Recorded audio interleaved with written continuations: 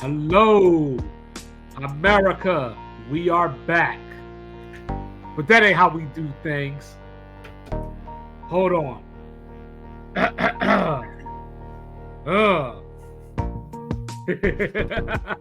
I'm wilding tonight. But here we go. Yes.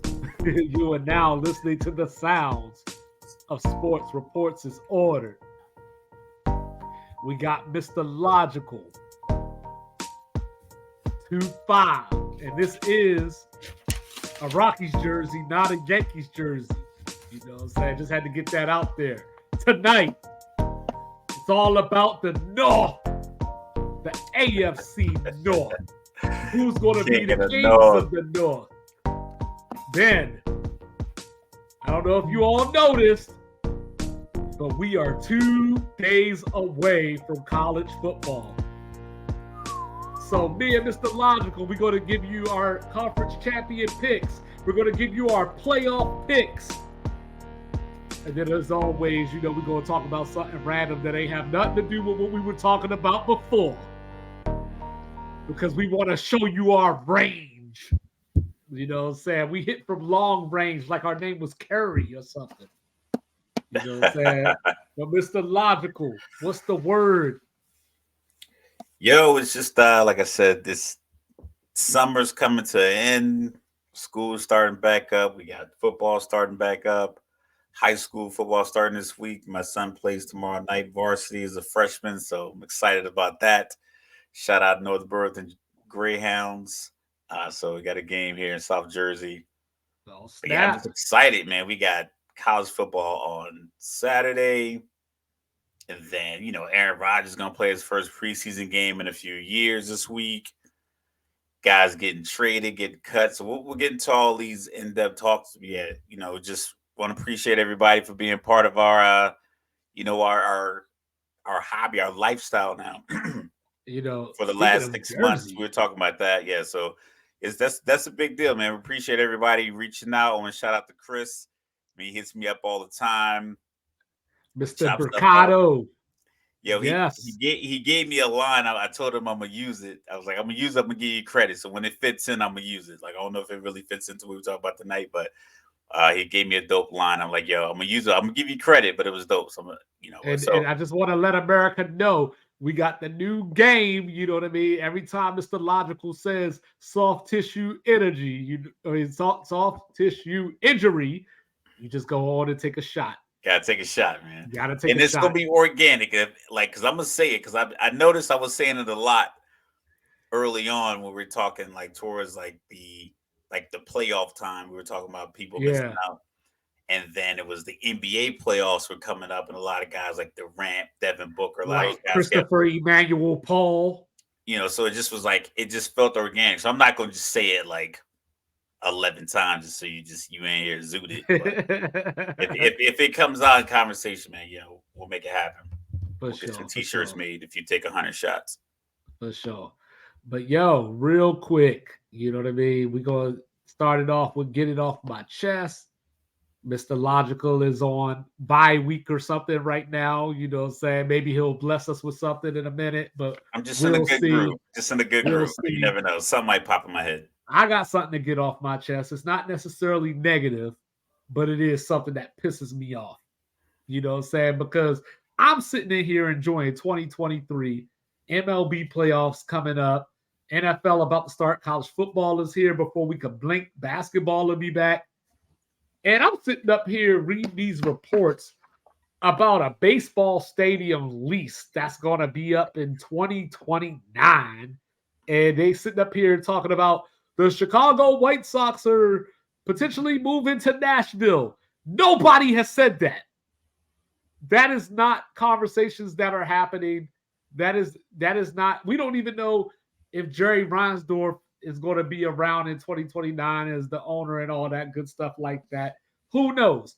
But what I do know is Chicago White Sox from the South Side. In case you haven't noticed, you are the Clippers. You are the Chargers. I was going to say the Mets, but I ain't going to go there.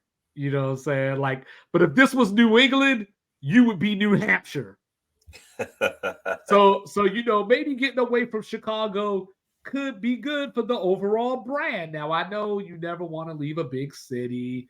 I know you got the whole, what is it, the Los Angeles Angels of Anaheim or whatever they got going on out in Cali. So I Just Bella. understand. So I understand if you don't want to give up that Chicago money, but it's not like you earning it. So maybe you just need a fresh start. I just don't like the fact that in 2023, I'm reading an article about how your lease is up in 2029 and you're moving to Nashville. Like, can we get to 2026? Like, you just say college football realignment. You don't just get we don't just get make up these stories and have these announcements out here. Get some real sources, get some facts, because I'm a blink and you know what's going to happen? They're going to move to Montreal or something. You know what I'm saying? So like 6 years too early. 2029. That's just 2029. And that they're just already doesn't sound talking like a about real this. time. It's like Yeah, when they're already, people join the Air Force talking about what they're gonna do when they get out. I'm like, dog, you got 4 years left. yeah, You just re up. Like, why and didn't you while just re-enlisted? but while we're at it, if you go and talk about that kind of thing, how about the Tampa Bay Rays, whose stadium is up in 2027?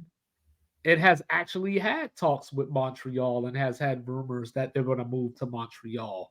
So how about let's talk about them and we'll figure out the White Sox as it gets closer to that time. People just talking. We need sports content and people just running with it. Like there was a report. You remember there was a report a few weeks ago about the Brewers moving. I'm Yeah. saying Brewers ain't going nowhere. I believe it when I see it. I mean, like now that you mentioned it's something that we were talking about what the Stephen A. Smith and the Stephon Diggs report, And now Alonzo Ball. and that Alonzo Ball report.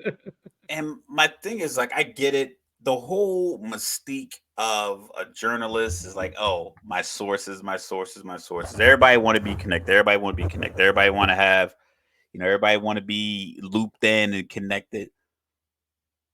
But realistically, like, so all you people who like to share memes and stories and articles, if your source is an apprentice to the equipment manager and Phoenix has a game one night and Devin Booker's jersey isn't hung up in his locker and he goes to some sports reporter and says, "Hey, Devin Booker's been kind of unhappy and I just saw his jersey wasn't in the locker."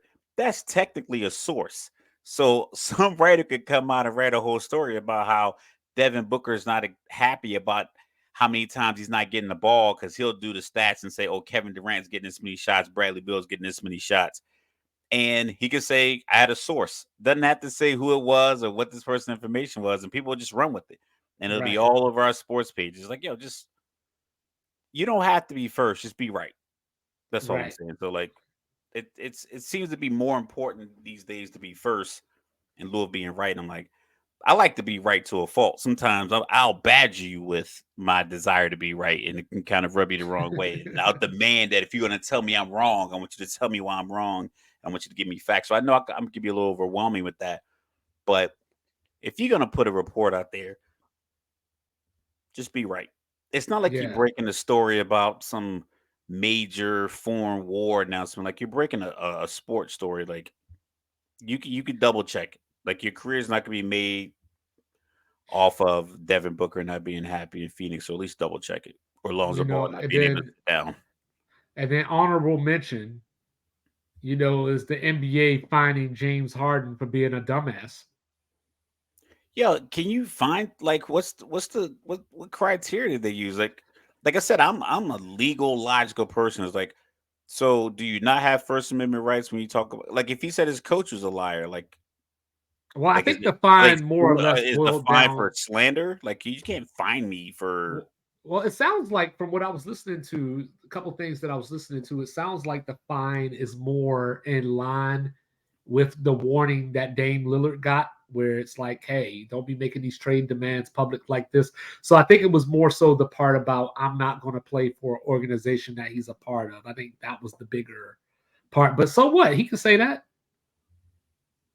Yeah, so instead of getting 35.5 4 million. Just give him 35-3. Like what? I don't know. It just Yeah, seems excessive. It seems like in the day and age where you and I are having a conversation over a computer as we text on the phone, no one in America wants you to be able to communicate openly. right. We have all these means, all these different apps. Like I just heard of this app 5 months ago, and we're using it. We've been communicating on it every week with all Well, our fans, well, putting information on YouTube. But God forbid you say something that someone doesn't agree with. Well, deal with it.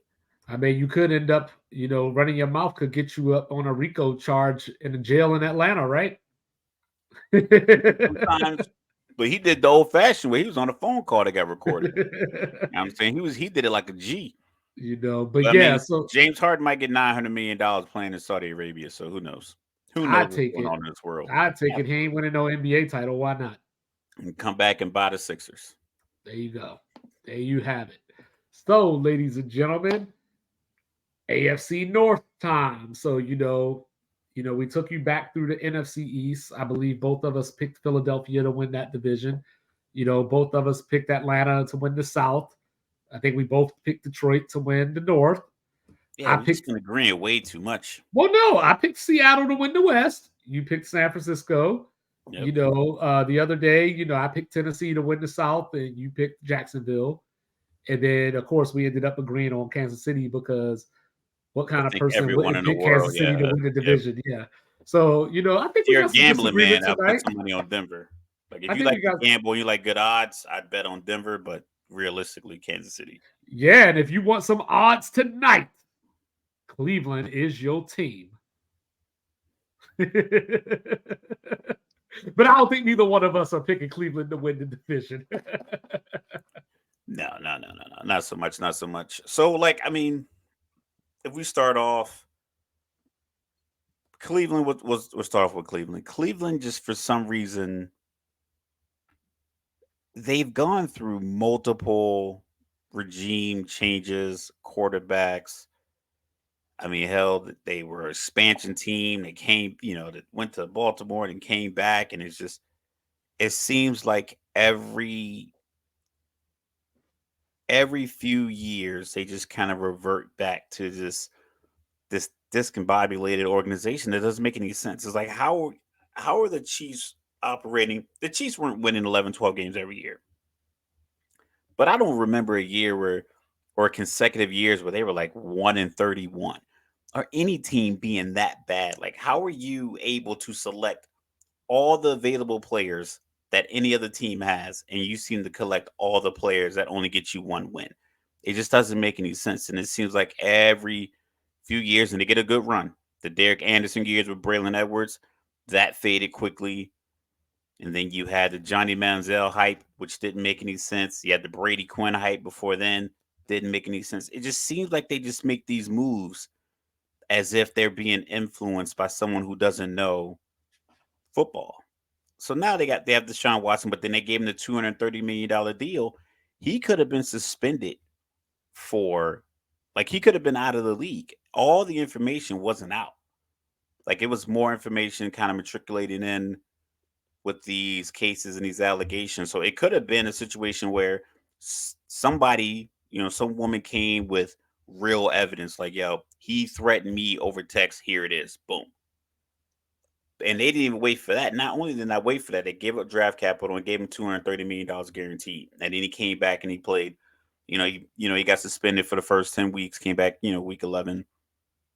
So it just to me, they have good players. Miles Garrett, they had Jadeveon Clowney on defense last year. Kareem Hunt, Nick Chubb. It's like those four players are premier talents at their position. Denzel Ward on the outside, and it just feels like you guys have premier talent that other teams just flat out didn't have, and nothing about your performance on the field emulated that type of talent that you have. On top of the fact you have Deshaun Watson, who's many people view as one of the upper echelon talented quarterbacks in the league, and Remember the Jamie Collins trade? it's like nothing that you did said, oh, we have this kind of talent on our team. Like Nick Chubb should have had like 1,700 yards and Kareem Hunt should have had 1,300. Like they should legit get 3,000 yards from that backfield. Just make it happen. And it was like, nah. We're not gonna do that. So no, just like I know 3,000 yards. I'm being facetious. Like I don't want anybody to believe, but like they should legitimately have like they should have a powerful backfield to the point where Kareem Hunt doesn't want to leave or get traded every single season. This could be, yeah, they could have been Fred Taylor and MJD, at the very least, and now Kareem Hunt's gone. So, now you got Jerome Ford out of the University of Cincinnati. Nick Chubb might be a top three, could be top one running back in the NFL, so like that alone should have you in the mix, so they finished 7-10 last year, 4-2 once Deshaun Watson did play, which is crazy to me because he only completed 58% of his passes, and in those 6 games he threw for 1,102 yards, 7 touchdowns and 5 interceptions. So that obviously doesn't sound that great. But when you go back and look at it, they were 3-8 while he was out. So even with the pedestrian numbers that he put up, if he would have played a couple of more games, they're a bounce or two away from making the playoffs last year. Now, I think they still finish in last place this year, because I think the division is just that tough. Like unfortunately for the Browns, they don't get to play in the AFC South. And so as I look around at this, I started thinking, how can Cleveland be better? What can they do?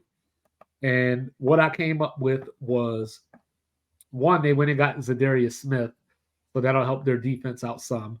But as far as the offensive side of the ball and Deshaun Watson goes, I think you just gotta ban the whole under center idea. Like, he just doesn't seem comfortable under center.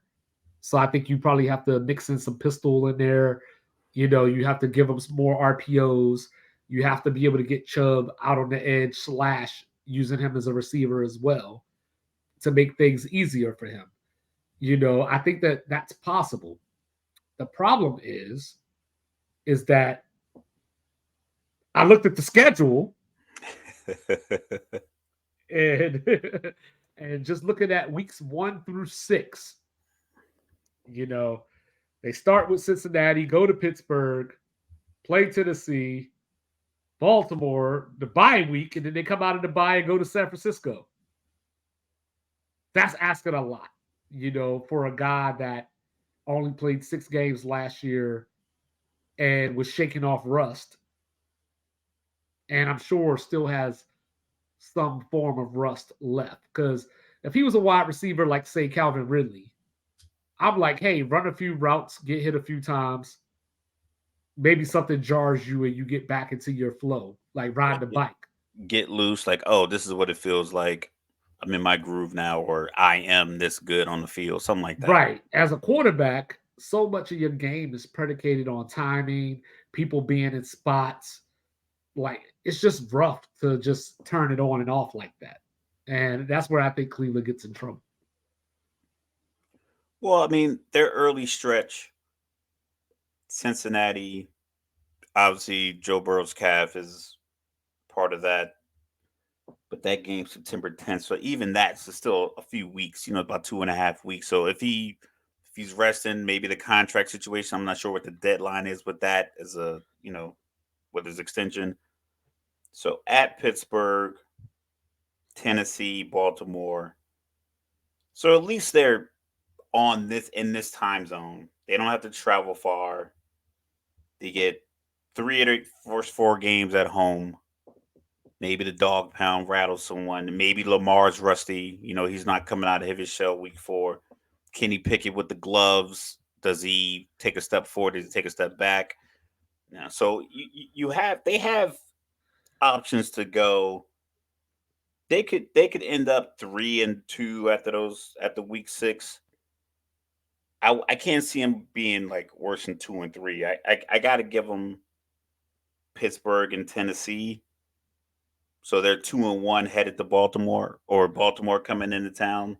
Yeah, and that's what we were talking about pre-show is, can they be better than Pittsburgh? Because just being better than Pittsburgh could have them in the playoff race. Because as I look around the AFC, somebody's getting 3 teams in. Whether it's the AFC North whether it's the East or whether it's the West and Denver gets their stuff together. Like somebody's getting 3 teams in, So like, but for you to put yourself in the best position, you might just have to be better than Pittsburgh. Because we look back last year, Pittsburgh went 9-8, because Mike Tomlin doesn't do losing seasons, and they were in the playoff race, to the very end, and got eliminated the last Sunday of the season. So 9-8 was good enough to potentially get Pittsburgh in. So like, I don't think that Cleveland can't go 9-8. I don't think they will go 9-8, but I don't think they can't go 9-8. I think their schedule looks like it sets up for them to. I think they will probably end up third in the division. I Just based off of schedules. just based off of schedule, and if you just, I mean, this is kind of like a rudimentary way to look at it. If you just simply look at quarterback, who has the least, uh, which quarterback's going to keep a defensive coordinator up at night out of the 4 quarterbacks in the division? 3 of them will. One of them, the jury's still out. Because even Deshaun Watson, with his down year, he still has tape that he is a good quarterback. He is an upper echelon quarterback, and he's a top quarterback. Yeah, he struggled last year, but I think he is still more of a threat at his position than Kenny Pickett. So I think if you just simply look at that, if you just rank the quarterbacks, if you rank them 1 through 4, and you had Burrow 1 or Lamar 1 and Burrow 2, I don't think anyone would put Pickett 3, 4, or 3, 2, or 1. So he's got to be 4. So if you're looking at the teams and how much they rely on their quarterbacks, then you would have to put Cleveland third, just because at least third. No worse than third. And their schedule really shapes out to where you got week 7, you're at Indianapolis, you're at Seattle, you got Arizona at home, and then you're at, you have a stretch where you're at Baltimore, you got Pittsburgh back at home, you're at Denver late, and then the Rams week 13. That stretch between week 7 and week 13, I could see them going like 5-2 in that stretch, realistically, with wins over. I give them 3 wins: Colts, Seattle, Cardinals. Arizona, Denver, and the Rams.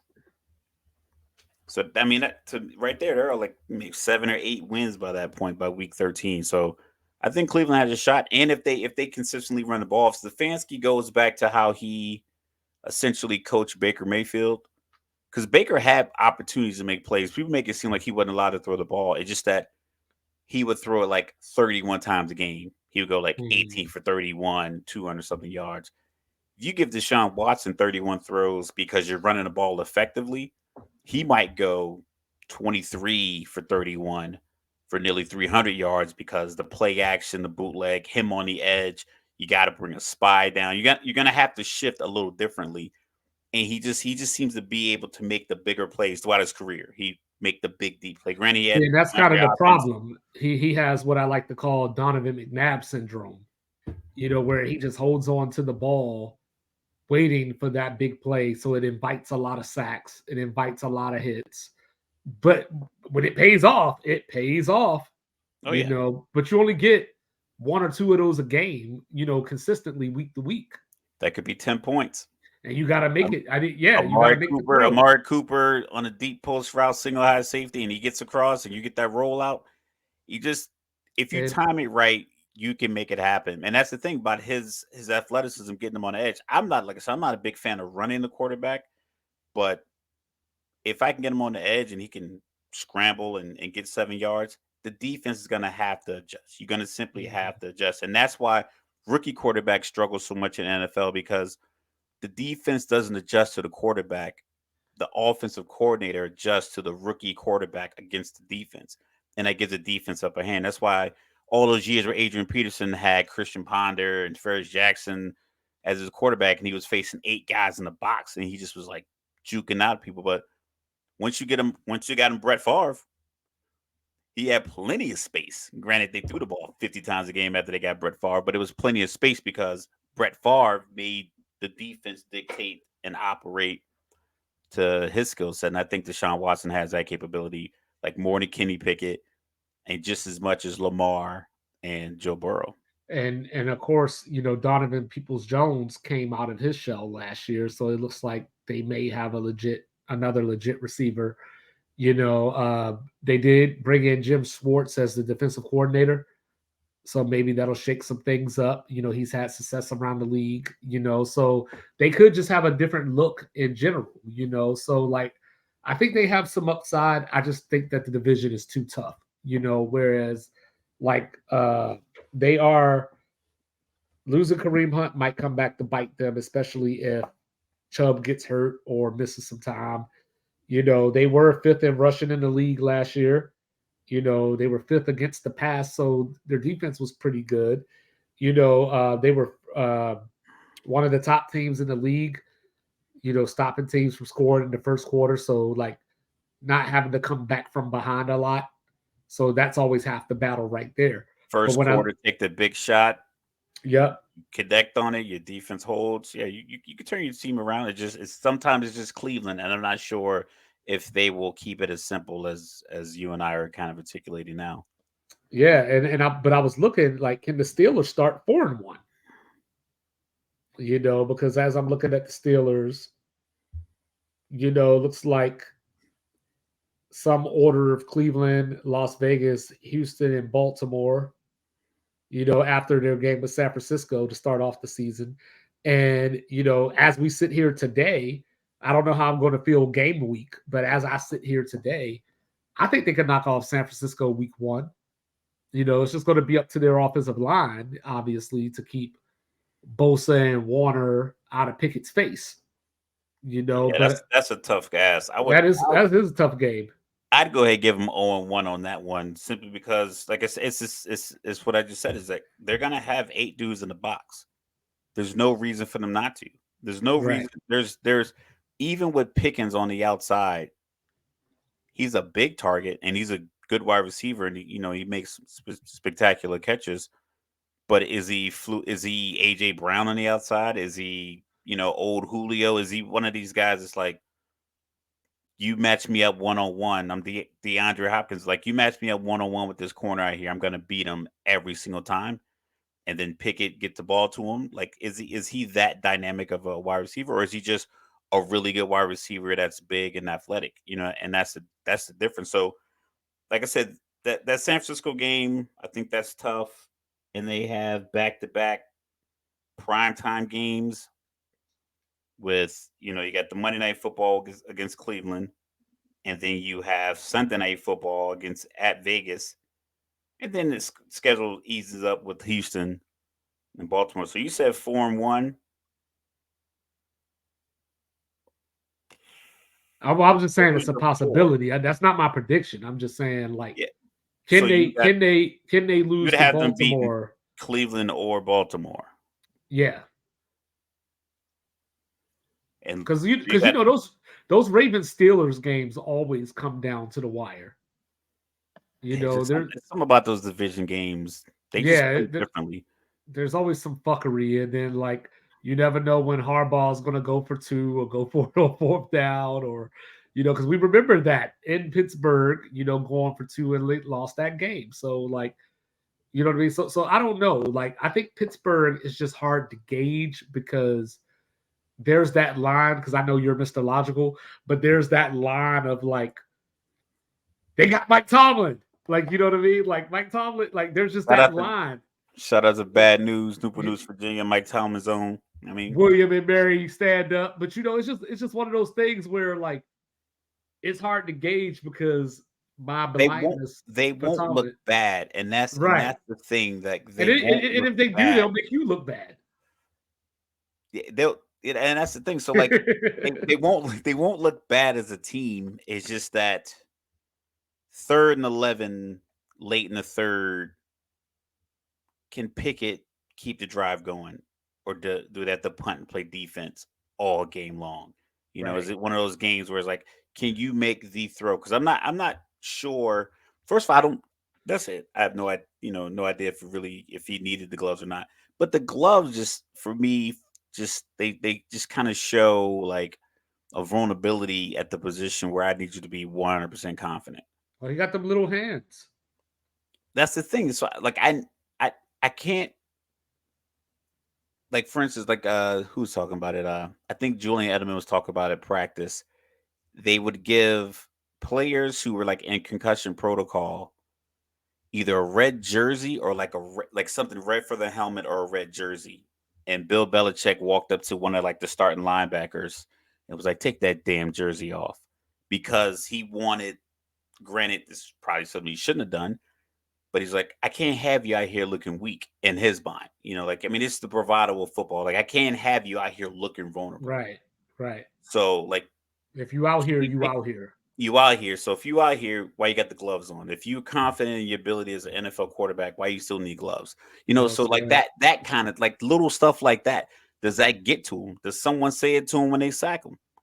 Does it get to him? Does like, I mean, does if the equipment manager doesn't pack enough gloves, or if it's raining and like, so all of that stuff I don't worry about with Patrick Mahomes' hands. I don't worry about that with Derek Carr in his hands. I don't worry about Lamar in the rain because he'll have the right cleats on, and that won't be like, he won't come to the sideline saying, "I don't have the right cleats," or it won't be a report of him needing these type of Nike cleats and they ran out from the factory or whatever. It's just like having that, just like that vulnerability on display. When you're a quarterback, you need gloves. It just I don't know. To me, Right, it just seems like something where that's going to be the thing that can potentially hold you back. And we'll talk about the spreads. Most of these games, the spread's like 3.5 points, 2.5, 6.5 is considered blow. That's one possession. right. So so See, I that's don't know my why, but thing with Kenny Pickett. I don't know why when you told your Bill Belichick story, first thing that popped to my head was like, "Yo, this is Mike Tyson with the cannabis man." You know what I'm saying? I don't even know where that. But Pittsburgh, like so this is a crazy stat, because we talk about quarterback wins. Mike's a stat guy. Mike's a stat And I guy. and I and I hate the quarterback wins. Jimmy Garoppolo is But like top but 6 all time in quarterback win yeah, percentage. Jimmy Garoppolo got that jacket in Canton waiting for him. You know what I'm The saying? bus is Like, already made. but so TJ Watt, he's been injured a lot over the years, just like his brother, and when he plays, Pittsburgh is 53-24 with 2 ties. When he doesn't play, much smaller sample size, but when he doesn't play, they're 1-10. Like, that was just odd to me. Like, for That's substantial. that's what I'm saying. It was just odd. So I had to say that stat. Like, once I saw that, I had to throw that Maybe out there. he just shuts. He's like, because he plays on the edge, he just shuts down plays to that side like a Mm. shutdown corner. And I don't Like know why Pittsburgh. Speaking of shutdown corners, see, I like how you always do that. We always like transition, and I didn't even know what I synergy, was about to say. But yeah, like synergy. why Pittsburgh always going after these old ass DBs? Like, remember like a few years ago, it was Joe Hayden, and now they went out and got Patrick Peterson, who's still good, but he's old now. And that step, like when he loses a step, he's at that point where it's going to be overnight. Like it's not going to be he got burnt one time and then it happened 4 games later. Like he's in that window where it's just going to fall apart. Now he's just gonna just drop deeper into his coverage. Or It just won't and be. It won't be a lot of press. It won't be a lot of press man to man with a older wide receiver. Like Richard Sherman talked about when the Devontae Smith ran a route on him, and he was like, "I went one way, and my hip felt my hip did something up," and I was like, "Yeah, it's time for me to retire." He said, he's like, as soon as it happened, he was like, "Nah, I'm done." Yeah, so another concern that I have, you brought up Kenny Pickett, and more so, you brought up like being able to get out the pocket and all that good stuff. So, in the 13 games that he played last year, he was sacked 27 times. So that goes back to the Pittsburgh offensive line that I was talking about, I and that think goes that's back, also and it could quarterback be a has to rookie own thing. a half. Like, listen, you got 2.5 seconds, not to make a decision. You got 2.5 seconds to for action. Get it out of there. Like at second, like soon as it gets to 2.6 seconds, Fire the you're in musket. trouble. Yeah, Yeah. like you that ball has to be ready to be going. Like your arm needs to be boom boom. Like And you can't reload often. Like you and can't reload a lot in one game. and Pittsburgh falls into that Denver category. We talk about if they averaged X amount of points, this might have been their record or whatever. Pittsburgh was 26th in points per game last year, and they went 9-8.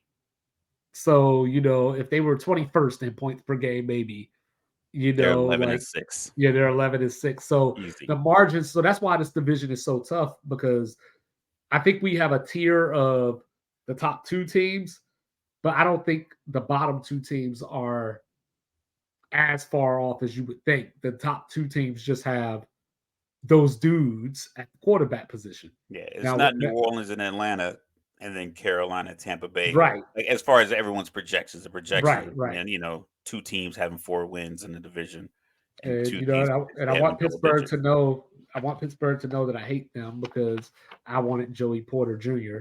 But but then I guess we'll go over to my pick because my pick is the Ravens. And it's not a Baltimore thing. I know I'm from there, but I'm not a Ravens fan. Um, I just think that with Lamar back, the one thing that they were missing was being dynamic on the outside.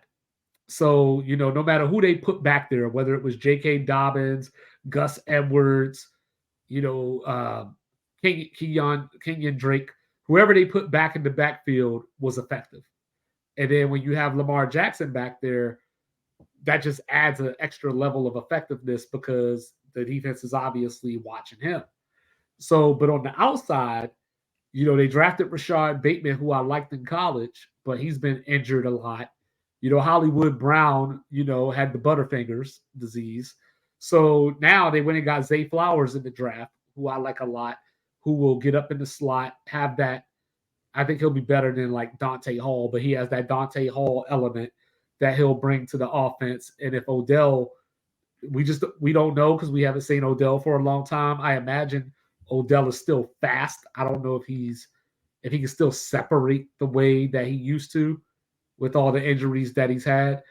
But I think that he's obviously the best threat that they've had since they've had Lamar You gotta, Jackson as far as the, yeah, you gotta respect them. and when it comes down to this, I always tell people, you know, these things come down to what you're asking from other players. So, for example, when we look at the Clippers, for example, if you just want Paul George to lead your team, you might run into some trouble. But if I say, hey, Paul George, I got Kawhi over here, Paul George doesn't necessarily have to do as much for you to be successful. So with Rashad Bateman, when they drafted him, I think that they drafted him with the intention of you're our number one receiver. And he's been injured, but maybe he's not a number one receiver. But now you have Odell Beckham, who is and has been a number one receiver, and now he falls down the rung a little bit. So he doesn't have to provide as much for your offense to be as successful. They went and got Roquan Smith last year on the defense. I know they lost Calais Campbell, and they lost Marcus Peters, but Roquan Smith had an impact on their defense last year where coming into the last before they got him, their defense was just all over the place. It didn't look like the Ravens standard that we were used to. But when he came in there, it changed. They only gave up 18 points per game. So I think that their defense is good enough that if they got into a shootout with, say, Cincinnati or Kansas City, because I go back to that playoff game, and they win the playoff game in Cincinnati last year if Tyler Huntley Pro Bowl doesn't have. quarterback Allen Huntley, There you go. If he doesn't, if he University of doesn't have, Utah. if he doesn't have the brain fart of the century, then the Ravens probably walk out of that stadium with a playoff win without Lamar Jackson. So I like your point about Lamar having to shake off rust, but I just think that when you're at his level and you can do the things that he does with his legs, it's not necessarily the same as Deshaun Watson, who is elusive, but doesn't necessarily rely on his legs as much. Yeah, from a couple of interviews that I've seen of Lamar, sideline interviews and just, reading little pieces, he is really excited about potentially throwing the ball more with the new offensive ideology that they have in Baltimore. Yeah, getting rid of Roman is worth a win within itself. And I don't, I just, it wasn't Greg Roman. It was the fact that, because like Calvin Johnson, we talked about this the other day, he went to Georgia Tech and they ran the ball a lot, the wishbone option and stuff like that. If you just get one top flight wide receiver, then you just have to throw it to him. Hollywood Brown just wasn't a reliable wide receiver. Yeah, he was a deep threat because of his speed, but he couldn't run. He didn't run any dig routes. He didn't run any a lot of drag routes. He wasn't like a volume receiver. So they put themselves behind the eight ball by trying to have him as their number one. It's like you should have had a bigger target because if you have a guy, if you feel Lamar is not a great thrower of of the football, you get him big targets. Hence why he kept throwing it to tight end. Well, go get him a big wide receiver. They were available. I don't know what offers they were making. I don't know if they were offering guys 12 million while other teams were offering 16. It's like, listen, we'll give you 14 to play with the unanimous MVP.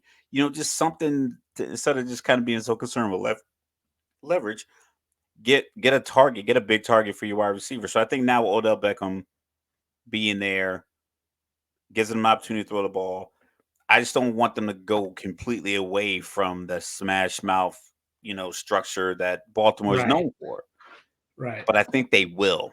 I think the money that they paid him is going to be a lot of, pressure for him and the team to justify the check by putting up these Mahomes, Burrow, Josh Allen, MVP, Aaron Rodgers, 40 touchdowns Well, I kind think of there's numbers. also a certain evolution there as well, whereas teams aren't going to be able, with Odell out there, if he can perform, teams aren't going to be able to stack the box or like, so when you get deeper into the season, closer to the playoffs, in the playoffs, I think that just, we get the answer to the question. Can Lamar make the throw? Can he make the play?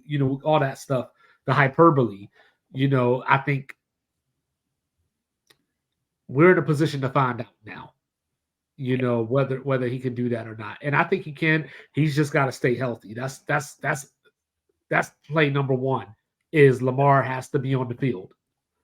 This is probably the best year for the AFC North as far as their schedule because it is soft. Well, I'm They glad you get the brought that AFC up. South, they get the AFC South, and they get the NFC West, and then looks like Baltimore was a second place. They got a second place schedule. Well, look at those. Look at weeks 9 through 12 over there. Yeah, I'm not worried about that. You know, I don't think the Chargers. I I like the Chargers. I just don't think that they have enough faith in. I don't know if they have enough faith in whatever their system is to believe in it in well, week I don't 12. think they have a system. I just think they That's what say I'm saying. they just go, "Hey, Justin, do what you got to do." Shoulder cannon. That's the So play. obviously the you know, Bengals like the two division games, but they get two early, and then they get a stretch of or they get three early before week 6. So week 6 through 9, Tennessee, Detroit, Arizona, Seattle. I can see them winning all four of those games. And then you get the Browns again, Bengals, you get the Chargers. So I just feel like they have a favorable just the whole division has a favorable schedule. So I think this is the year that Deshaun Watson can get on track because they're gonna get like four cupcake games out of those well, out of the AFC South and the NFC West. They're gonna get four games that it's like walking into the building, you're up 7-0 off the rip. Like just off the rip, you're up 7-0. So like those kind of games, and then maybe you look at like the Dolphins Steelers at the end of the year. Maybe the 49ers are all wrapped up because their divisions, whatever, and they play Sam Darnold week 16. Just little things like that I think will help this division because it's in the like I said, it's pretty favorable yeah. for teams like Baltimore who have like a definitive identity Well, and how they operate. Baltimore was third in rushing last year.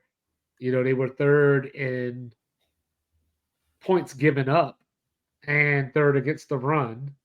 But the problem is you can be third against the run when you end up 23rd against the pass. So that's a little misleading there. You know what I mean? Something's You got to know, give. Yeah. something's got to give. But Baltimore, Cleveland, and Cincinnati were all top 5 in defensive first quarter points per game. So, I mentioned that about Cleveland earlier, but Cincinnati and Baltimore were also top 5 in limiting teams from scoring in the first quarter.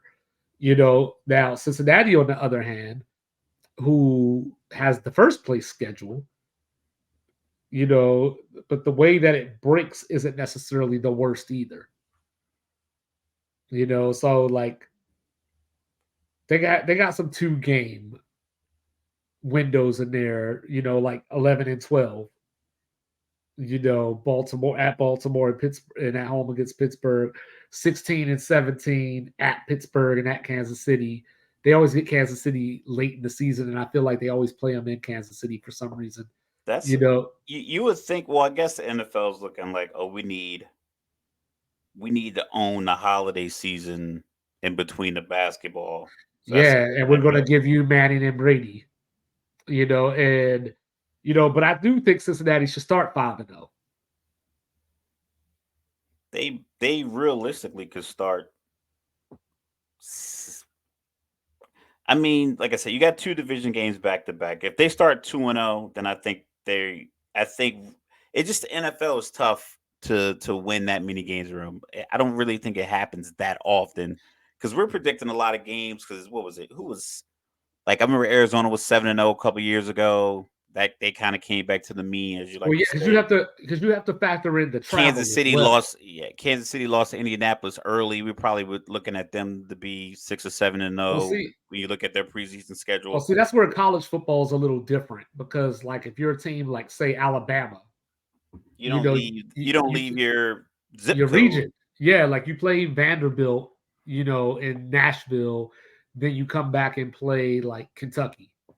You know what I mean? Then you go to the Volunteers over in Knoxville, and you come back home for LSU, and then you go to Arkansas. Like, so you're just and within that and you're general taking range, a plane. Like you could take a bus there and still not, it wouldn't be right? inconvenient. But you're Whereas, taking a like, charter jet. And you're just getting in town. whereas like when we were talking about Baltimore, they play that game at home against Cincinnati and then go to LA to play the Chargers. So, so it's not that the Chargers are just so much better or whatever the case may be. It's that you're putting that travel on top of a physical division game, and now you're going out to LA, different time zones, all that kind of stuff like that. You just don't know. Like, so like, Yeah, in that's a my, tough stretch because I'm just looking at it right now. They play Sunday Cleveland. Well, they get Cleveland at home. Excuse me. Okay. Oh, excuse me. Then they bless you. play the Bengals on Thursday night. So Mhm. even so, you're looking at the travel from Baltimore to LA, where they get a little break for that piece, but it's still a travel. But they're playing on a short week, back to back division games this week. It's like it's not something you really want to do. Right. And that's what I'm saying. So those are the factors that, Yeah, when you're looking at the NFL, it's not as easy as just this team is better than this team, so therefore they should win. And that's how you end up with things like, Philly lose or Kansas City losing to Indianapolis or somebody. Like, and who Washington coming up and beating Philly. yeah, who did you play the week before? Who did they play the week before? Who do Where you was that play game? next week? Like, Who do are you, you playing Dallas next week, and did you overlook Washington? Are you right. playing another team that's 6-1, and you're 6-1, and you want to make sure you stay in the number one position for the NFC, and you Yeah, because overlook these dudes are stuff like that? professionals. So, like, even if you're against a team, like, say you play Kansas City, they have Patrick Mahomes, obviously. You know what I mean? Like, you still could have a defensive player that's close to Patrick Mahomes. You know Yeah. what I mean? You might not have Denver a picked point. them off 3 times last year. The Yeah, that's same what I'm guy picked saying. them off twice.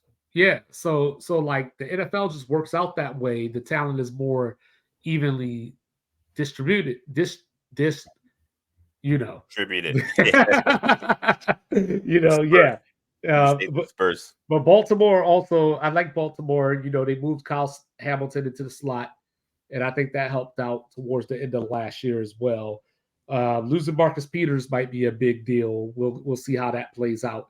But with Cincinnati, they Yeah, kept talent Joe. and attitude. Yeah, they kept Joe Mixon. They got Orlando Brown from Kansas City on the offensive line. Which would theoretically hurt Kansas City potentially. But they lost Jesse Bates and Von Bell, and that's where I don't feel so good about Cincinnati's defense. But I will tell you, Jermaine Pratt, the linebacker, that guy is everywhere. Like he might not be Ray Lewis or something along those lines, but this guy is everywhere. I remember I went to the game at Mile High. They played it against Denver. I don't even know what they call it no more. Empower Field at Mile High or something like that. It's But Empower. It's not Invesco anymore. it's Something like one of that. them. It's something. It was Sports Authority, I think, when I went. But they played, and that guy was just all over the field. Every time you heard the PA announcer, tackle by Jermaine Pratt, tackle by Jermaine Pratt. So is this his chance now without Bates and without Bell there? Is this his defense now to just take over? And then they got the one guy, I can't say his name, so I'm not even going to try to. The African name. I'm not even going to try it. But so Cincinnati still has defenders. I just think they might have lost too much on the back end. Yeah, but I think when you lose players in trades and free agency, or you just cut them, and then you move a guy in the position in March, it's probably easier to adjust than if you lose a guy in season. Right, So right, right. they have the time, they understand the scheme. If they're with the team the year before, they've seen it play out. They've been in the film room with Bates. They've been in the film room with the defensive coordinator. They understand the concept and the scheme. And like you say, you have a linebacker that's making plays and just kind of the quarterback of the defense, so to speak, getting people in position. So long as you're locked in solidly in certain positions, you're good up front with your defensive tackle play. Um, you got a Hubbard as a defensive lineman. So, and like I said, they're confident, and they're confident in the fact that the offense can get them points as well. Right. And So and they also went 6-1 at home last year. Of you're course, the good at Buffalo game. home. The Yeah, Buffalo you game didn't finish, so didn't six count. and Yeah, one. Yeah.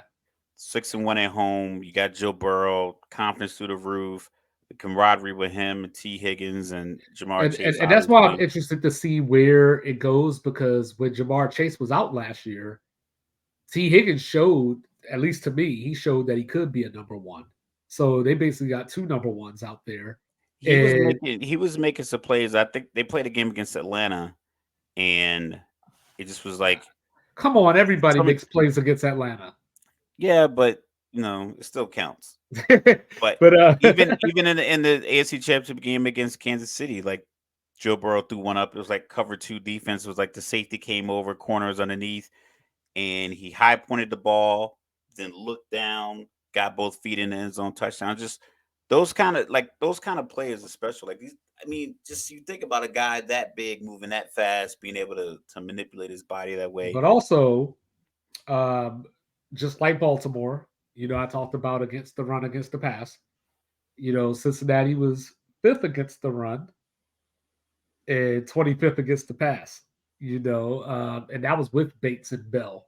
So that's why, like, it's hard for me to imagine like that. They weren't the best at pass rushing last year. Maybe they picked that up this year, but I just think that Cincinnati, and I know this is going to sound dumb, and of course devoid of logic, but It happens. It happens. but I'll allow it. but like there comes a point where certain things go so one way for you in the NFL that it has to reverse as well. Like, Cincinnati's just had a great past few years, and with losing the talent that they've lost, I think that, well, hopefully Burrow, whatever he's got going on, doesn't linger, so that's first and foremost. Hopefully that doesn't linger. But that's an example of something that they haven't had to deal with the last 2 years that they're dealing with right now, potentially. So the NFL just has that way. And as your schedule toughens, you're going to lose more games because you're playing a tougher schedule. You're playing. Yeah, they're their schedule is a first place schedule, But like but you said, it's the divisions that they're the matched up two against. divisions that they're matched up Right. against, and Right. then their other because they're already playing against Jacksonville as part of the AFC South, so they have a different number one team. They got Minnesota. So Mhm. So Minnesota's one of your number one or Buffalo. You got the game against Buffalo. That could be tough. If Buffalo, I think the we'll get into this when we talk about the AFC East. I think the Buffalo falling apart, Stephon Diggs drama, I think is just stuff we talk about in August just because we got to talk about something besides Yeah. What is it? your standard teams. Rumors of their demise is greatly exaggerated. Yeah, exactly. So I think that'd be a tough game. It'll definitely be an emotional game. I don't know how guys are going to be able to focus considering the last time they matched up.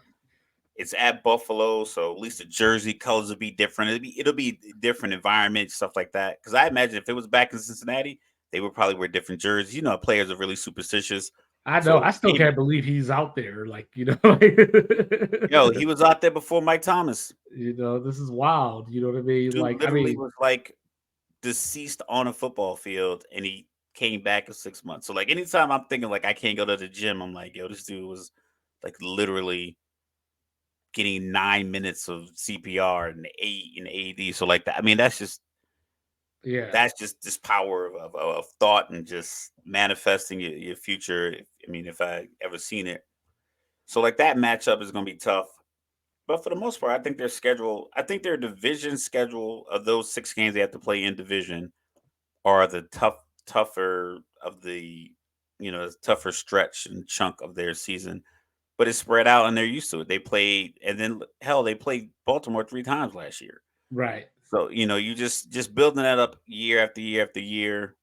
It's going to be a tough division. This is going to be one of those things where people argue that the top 7 teams, no matter what division they should get in, like this would be like all 4 of these teams people would vote them in. I think if Pittsburgh was even eight and Oh yeah, nine, this is the and then you SEC get argument. the SEC argument, yeah, it'd be like Pittsburgh's 8 and 9, and Pittsburgh's 8-9, but they would win your division.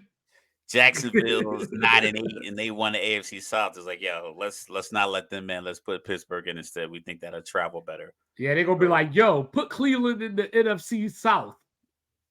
well, I would honestly, these rivalries are so in depth, but that's the thing with the NFL, the worst for first. So the Colts could be a knockout team in a couple years if they manage their personnel properly. So, some of these bad teams, like Arizona was good a couple years ago. Last year, their starting quarterback, towards ACL. Now they're projected to maybe get one of the top quarterbacks coming out next year that we'll talk about here in a few I mean, minutes. look how So, close the Jets were to the playoffs last year with Zach Wilson and Mike White. not being able to hit a pass in the flats, it was blowing my like. Okay, NFL football field is 100 yards long. If you count the end zone, it's 120 yards.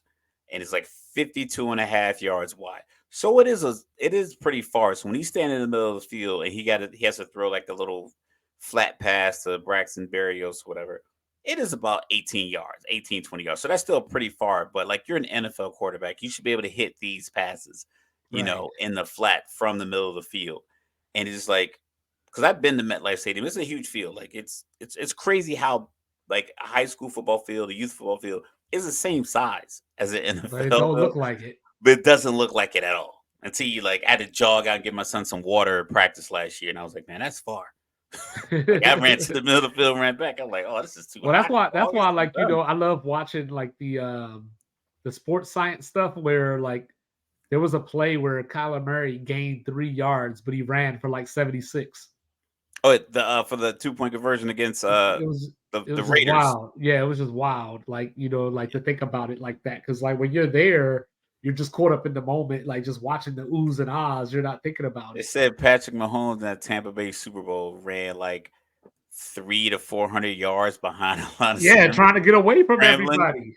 I was Yeah. like, that's chaos. But Yeah. so like yeah, like I said, the Jets were very very close to making the playoffs, and they bring in Aaron Rodgers, and they might be in the same position at the end of the year. So we'll talk about that too. So like that's the beauty of NFL. That's the part, like I said, if you had a parlay where you picked all 7 teams and all division winners in the playoffs, you probably hit a good look because I mean you lose your right tackle and you got to move the guard is just that alone. That alone, you lose it for a couple of games, and you went from being projected to be 11-6. Now you're 9-8. Now you're out of the playoffs. Yeah, and that's where like where the NBA differs, because like you don't see that turnaround in that way. Like the NFL is literally a game of inches. With player movement and all that kind of stuff. Like one player can make a difference. Like I said about Roquan Smith, like Baltimore's defense was dead in the water until he showed up. It got them part of the reason that they ended up, where they were. So that's all it takes is one player to break out. TJ Like TJ Watt 1-10 without him. 1 in 10 without him, it don't make no damn sense. Jimmy Garoppolo won 70. The 49ers won 70% of the games that he started. Yeah, him too. Yeah, I mean it's like I said. Once again, Well, I'm I not mean, like Alex an Smith had a advocate. great winning percentage. Yeah, Alex Smith is like I'm not an advocate for like quarterback wins, but just Well, I that think that some people third just have and a third and three, you get three plays in your headset and your quarterback, and you know that this this run won't work because I've seen on film this guy's coming down this way. We gotta check it this way, or we gotta check it to this pass, or we can't throw this ball here because this guy's gonna drop here. We gotta run it like something like knowing that, like Nick Mullins when he was a backup to Jimmy Garoppolo, he might not have known that. He just knew like, oh, this is a play. I got to make this throw, and it gets defended. And now well, you're some, punting versus 1st and 10 with well, Christian some people McCaffrey just running have a over 50 presence. yards. Some people just have a presence. So, like for example, and this only came to my mind because of that abomination that you got on your TV over there.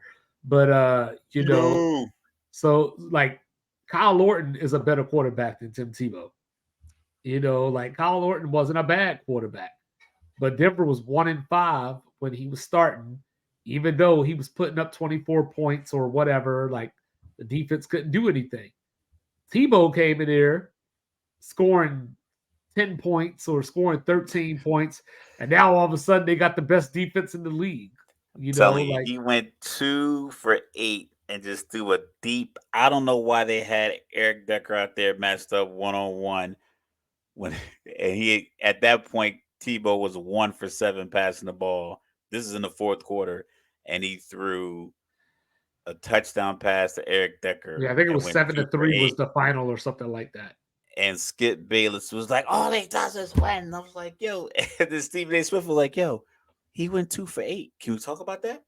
Yeah, Like, can we talk about his pass percentage is 48%?" 8 throws in a game. You know what I mean? So that's where like I think that's where the mentality comes in because I think that if you have Aaron Rodgers on your team, for example, like you take it for granted because you're like, hey, we could get him the ball back and he can go down there and get it for us. Like if we got Zach Wilson in here, bro, we can't allow nothing. Like, you know what I mean? Like every third down they have is You're 3rd and 8. pressing, you're out of position because you're trying to make instead of making the your play, you're trying to make the play. Like, no, make the Right. play in front of you. You're trying to Right. get turnover. Trying to strip the ball out. So that's where Deshaun Watson is going to be interesting this year, to bring it back to the AFC North. That's where Deshaun Watson is going to be interesting because if he's having an off game or like a stretch, like say the first 2 games, he starts off pretty slow. It's going to be interesting to see what Cleveland's defense looks like, and then do a comparison whenever he gets it together and look at how their defense looks at that point. Like I think there's something to this, Yeah. like you Just just look have at to that know. film. Look at the film from that 11 game stretch that Skip Bayless talked about all the time with Baker Mayfield. When they went 8-3, that that is winning football for a power team, that gritty downhill in your face kind of team. Like that works. You But can like what Philly did with Jalen Hurts because we keep a lot of our sports groups because we'll like to verge off topic every once in a while. In our sports groups, a lot of people like to post Daniel Jones stats and Jalen Hurts stats. And it's like, yeah, they're close, but it's not the same. It was like Jalen Not the Hurts. same impact. Yeah, the design of the Philly offense was throw, throw, throw, overpower you with our offensive line that's just better. And then when you come up and try to play the run, throw, throw, throw with our AJ Brown, Devontae Smith, Pascal, Quez Watkins, like these speed guys on the outside. Let's jump on top of you. Let's get our 24 points. So they were getting like, 20, 17, 20 points in the first half and just basically ran the ball down your throat for the whole second half. So almost every possession for Philly in the second half, they're like, all right, we'll get 8 touchdowns here eventually. And they were winning games 27-20. And it looked like it was close, but it really wasn't that close because they were up essentially after the second quarter. They were up double digits the whole game. They just Well, see, ran and it down that's your the throat. problem. And that's the problem that we've been talking about, copycats. Like, you don't there's not one way to win. Like for one, you trying to do what Kansas City does without Kansas City's weapon. Personnel, yeah. And so like Nick Chubb, you got this guy like that could be running for 1,500 yards a season. You know what I mean? But you're just trying to work Deshaun Watson in to throw 35 times or whatever just because you gave him all this money. Or, like in Pittsburgh, Pittsburgh is smash mouth in your face, but there may come a point where Kenny Pickett's going to throw it 35 times just to because you just got to Not, see if he can throw, I guess. I don't know. not when Mike Tomlin is coach. You know what I mean? Or like, you know what I mean? We'll see what Green Bay does. That's what I'm interested in. I'm interested to see how Jordan like what Jordan Love's offense looks like They're because gonna throw it a lot. back when I used to play fantasy football, like Aaron Jones is the most frustrating fantasy player out there because or it ain't his fault though, but he'll get you 18 points and then next week he'll get you 4 because Aaron Rodgers threw every time they got into the red zone. So like I saw the NFC Championship game where San Francisco blocked the punt. yeah. It said Aaron Rodgers. I don't know if he had 27 total passes, but of that, I think it was like it says that 27 passes, 21 went to Aaron Jones or Robert Tonyan because somebody dropped the pass early. I think Lazard dropped the pass And and he was somebody else like, "You dropped ain't one. getting it no more." And he just in the rest of the game, he just threw it to Aaron Jones and Robert Tonyan in Yeah. those games. So yeah, I think is the Baltimore paying Lamar? Is that going to be? Oh, we paid you over $250 million. We need 250 yards passing every game and 2-3 touchdowns every game. Like that is the standard. We need you to win every game, and in every game that you win, we need you to have MVP caliber numbers because we paid you this money. Or is he gonna press? Is he gonna check out of the run play to throw it to prove that y'all pay me this money because I can do this? Right. So it's going to be tough. And like I said, we're just speculating. I have no idea. I've never talked to Lamar Jackson or anybody in his camp ever. I don't know if that even gets to him at all. I don't know if that would get to Jalen Hurts because also he got paid. Right. Is Joe Burrow not getting paid? Is that going to affect it?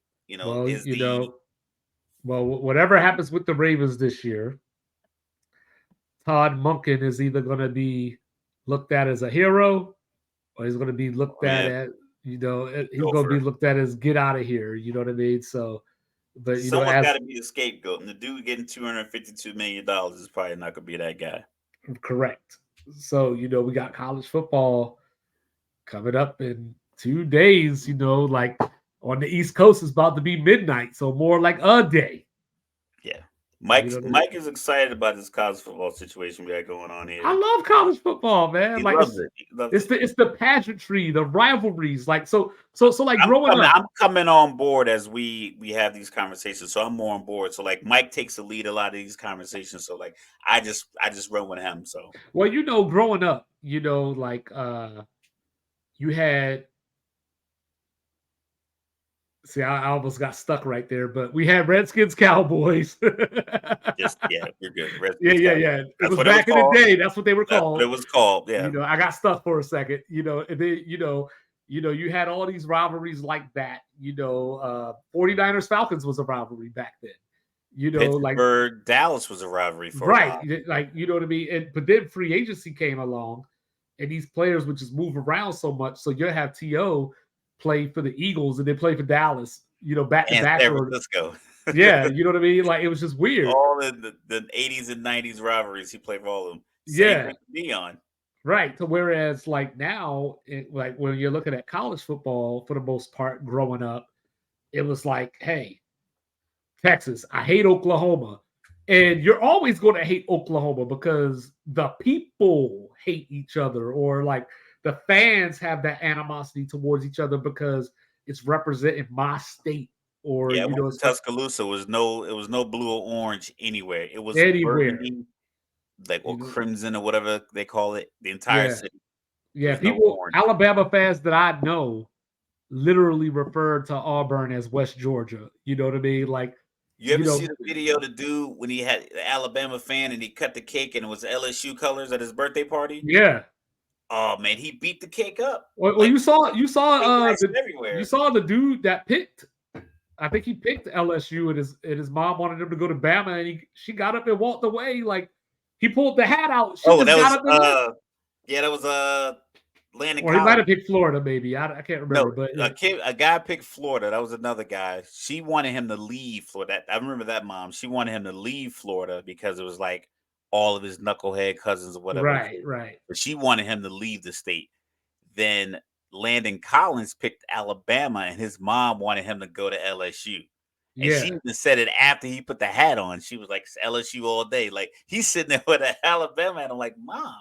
She was like, Yeah, "LSU all but day." that's what college football does, and that's why I love it. You got the bands, just all this stuff. Because like when you look at the professionals, a lot of times you hear about like the contract stuff, like it just, yeah, like back then, college players were played for the love of the game, the love of the university. Like like you said, if I'm from near Auburn, I'm coming to win the Iron Bowl, and I hate Alabama. I don't want to see nothing crimson, so on and so I forth. can go 1-11 long as we win that rivalry game. Like that's Yeah, always been the consensus. We as were long out as I Utah, live, as the long as I Holy War. live, They as long wanted as to I win the live, Holy War. That was it. That was the BYU Utah. They wanted to win the Holy War. as long as I live. If whatever I see green and orange, I cry just a little bit because all I see in my head is wide right. You know what I mean? Like that's just how it is. That's just how it is. That You dude know, poisoned the trees over there. yeah. Like, hey, Paul, I poisoned them trees. That's why I went down there and poisoned them trees. I Harvey didn't up, do that. Harvey He said, I didn't Updike, do that. Harvey Yeah. Updike gonna call the damn show and snitch on himself. But like so, college football is back. Like as long as we live, you could talk about NIL. You could talk about the transfer portal. You could talk about how college sports is turning into professional sports. But Michigan and Ohio State is going to always mean something. Yep. That's just And that's we just gonna watch.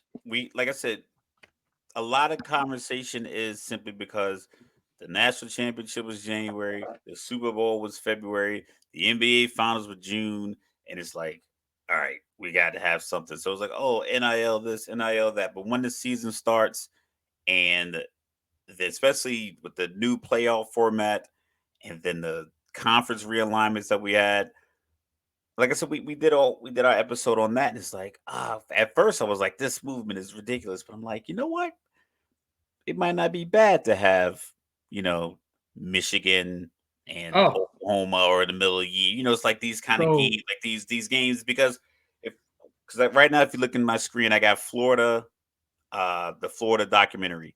right right When they right right played Ohio State in the national championship game in 2006, Florida had been around for 100 years. Ohio State had been around for a little over 100 years. And that game they played in 2006 was the first time they had played each other. So think about that. So now we're yeah getting all this conference realignment. We're going to get these matchups as we would normally see. yeah So like so real quick, just because you brought that up, I was listening to the Locked On college basketball podcast yesterday, and it didn't hit me until he said what he said. Like the distance from Oregon to Rutgers is further than the distance from Key West to the very top of Maine, and they're in the same conference. Like it was just wild. Like, you know what I mean? Like to think Probably like about, 36, 37, you know, 3,600 miles, something like that. something like that. Probably. Yeah, you know what I mean? But from their basketball arena to Rutgers basketball arena, is a bigger distance than the whole Eastern Seaboard. It Yeah. was just like, About a 5-hour flight. yeah, it was just crazy to think about. But yeah, here we are. College football is here.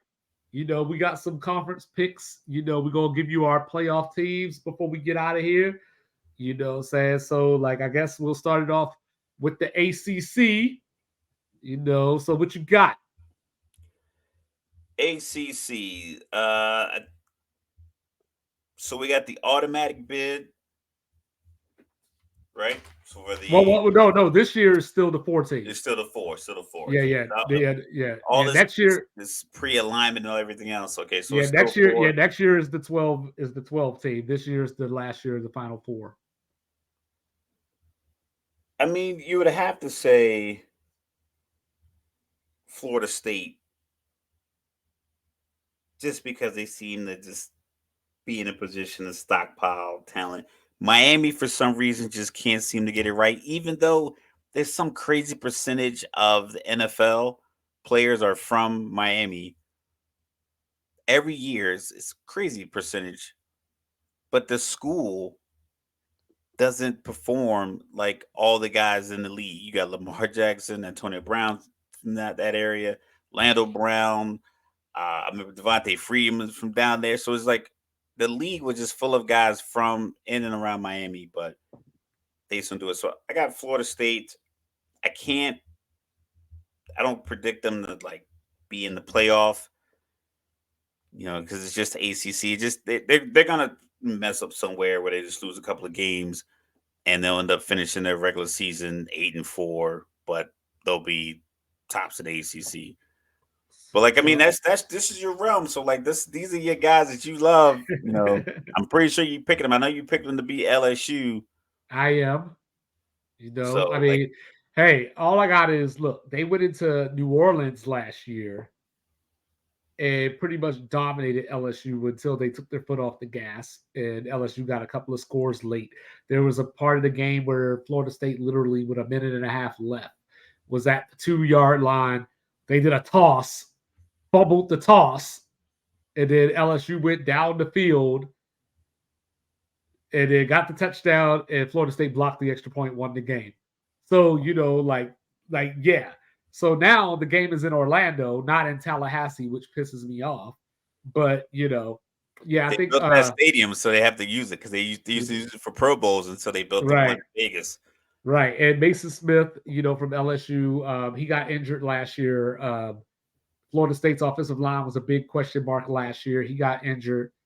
Like one of the first plays of the game, celebrating the sack, hurt his ACL, and then missed the It's season. tough.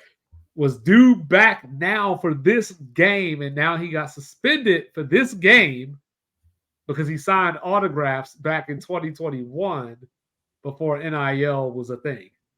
So they suspended him, which is BS, But yeah, I think I just don't trust Jaden Daniels. I know like LSU quarterback. I know a lot of people have a lot of expectations for him.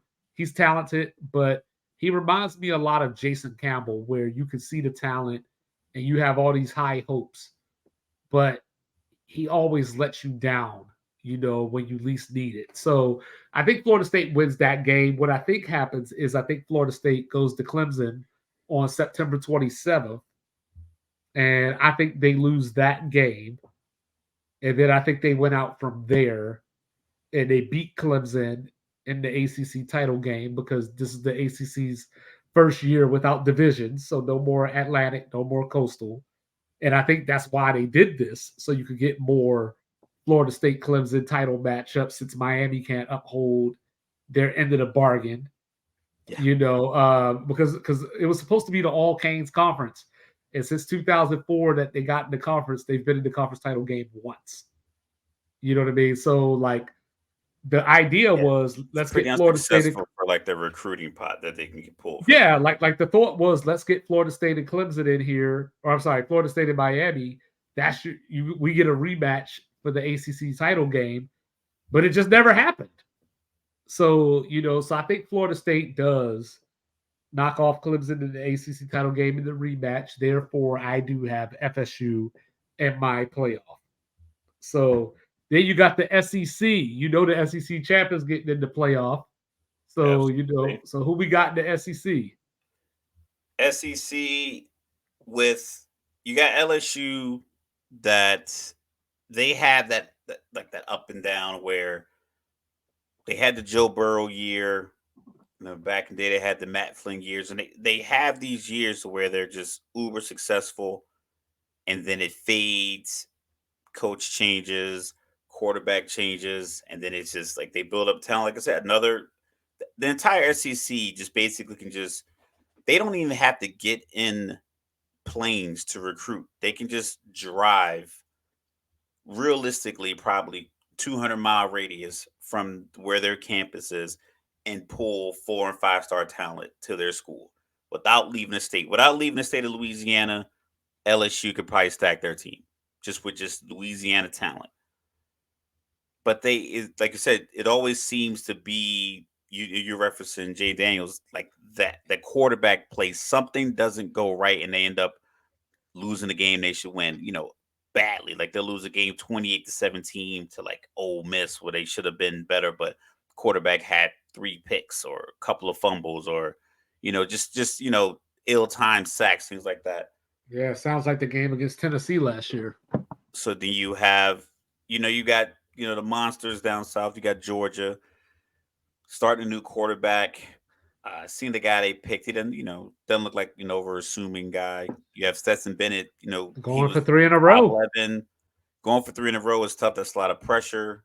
You got the alumni, a lot of guys. Basically, the entire Philadelphia Eagles front seven. They're all going to be on the sideline for a lot of the big games. But I'm just going to go with stability. I know Alabama's bringing in a new quarterback. I just figured if everyone has something going on, I'm gonna go with the guy that is the front runner and that All reliable, huh? all reliable. It's like, listen, it's like a good Volvo. You can't go wrong. You can run through a brick wall with it. Nick Saban in Alabama. So if we look at their schedule, let me pull it up. What we got? Alabama football. Middle Tennessee State. Yeah, and like, listen, people talk about the Alabama schedule, but they set it up deliberately to where they They have, do. and They they do always it every year. them and Every LSU year, always have a bye week before they play each other, and they got then Middle and then they Tennessee. play the little punk ass school before they play Auburn.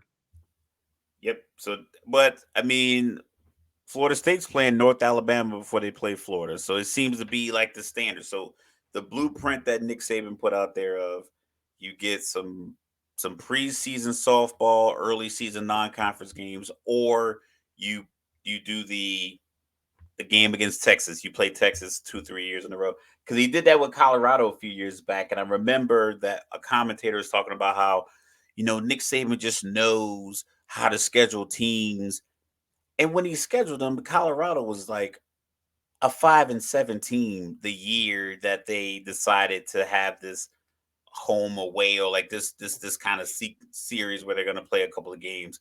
It's like they were 5-7 when he signed it. They just were 11-1 the year before, or like they had like a 10 or 11 wins the year before. Like they had to play Alabama. So when they played Alabama, they was like, oh, they were so good last year, and Alabama obviously crushed them. That's what they do. But I just think that you have a lot of proteges of Nick Saban in the SEC. I think they get into their heads. Sometimes, Curry Smart was like the guy got the best of them, but for the most part, they don't because they either do something they shouldn't do. 4th and 3 at the 50, you should just punt it. You go for it. Trick plays you don't need. A fake punt you don't need.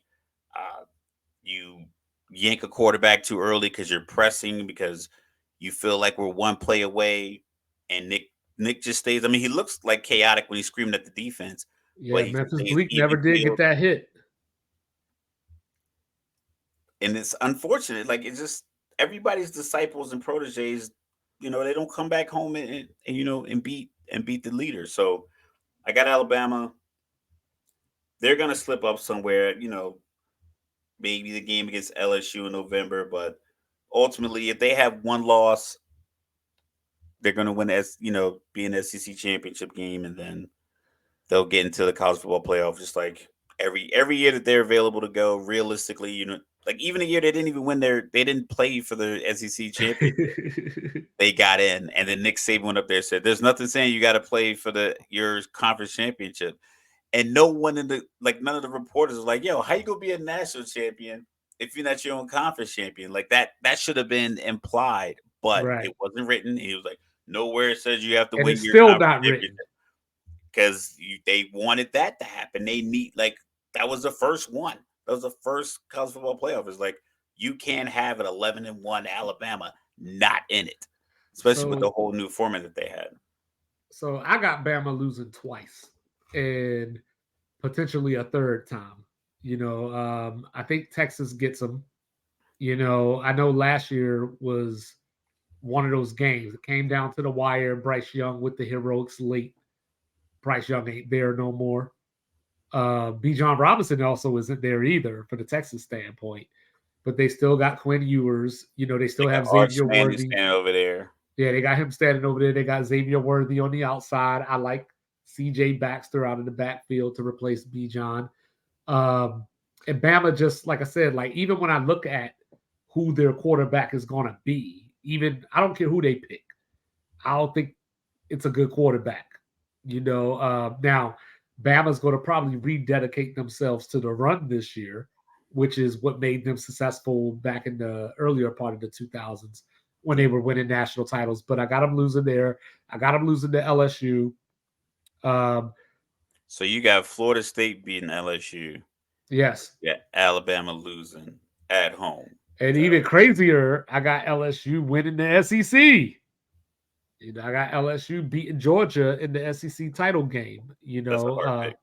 It That's is a a hard hard pick. pick. It is a hard pick. You know what I mean? Like, you know what I mean? But hey, so this is my thinking behind it. So when I look at LSU, they're super talented.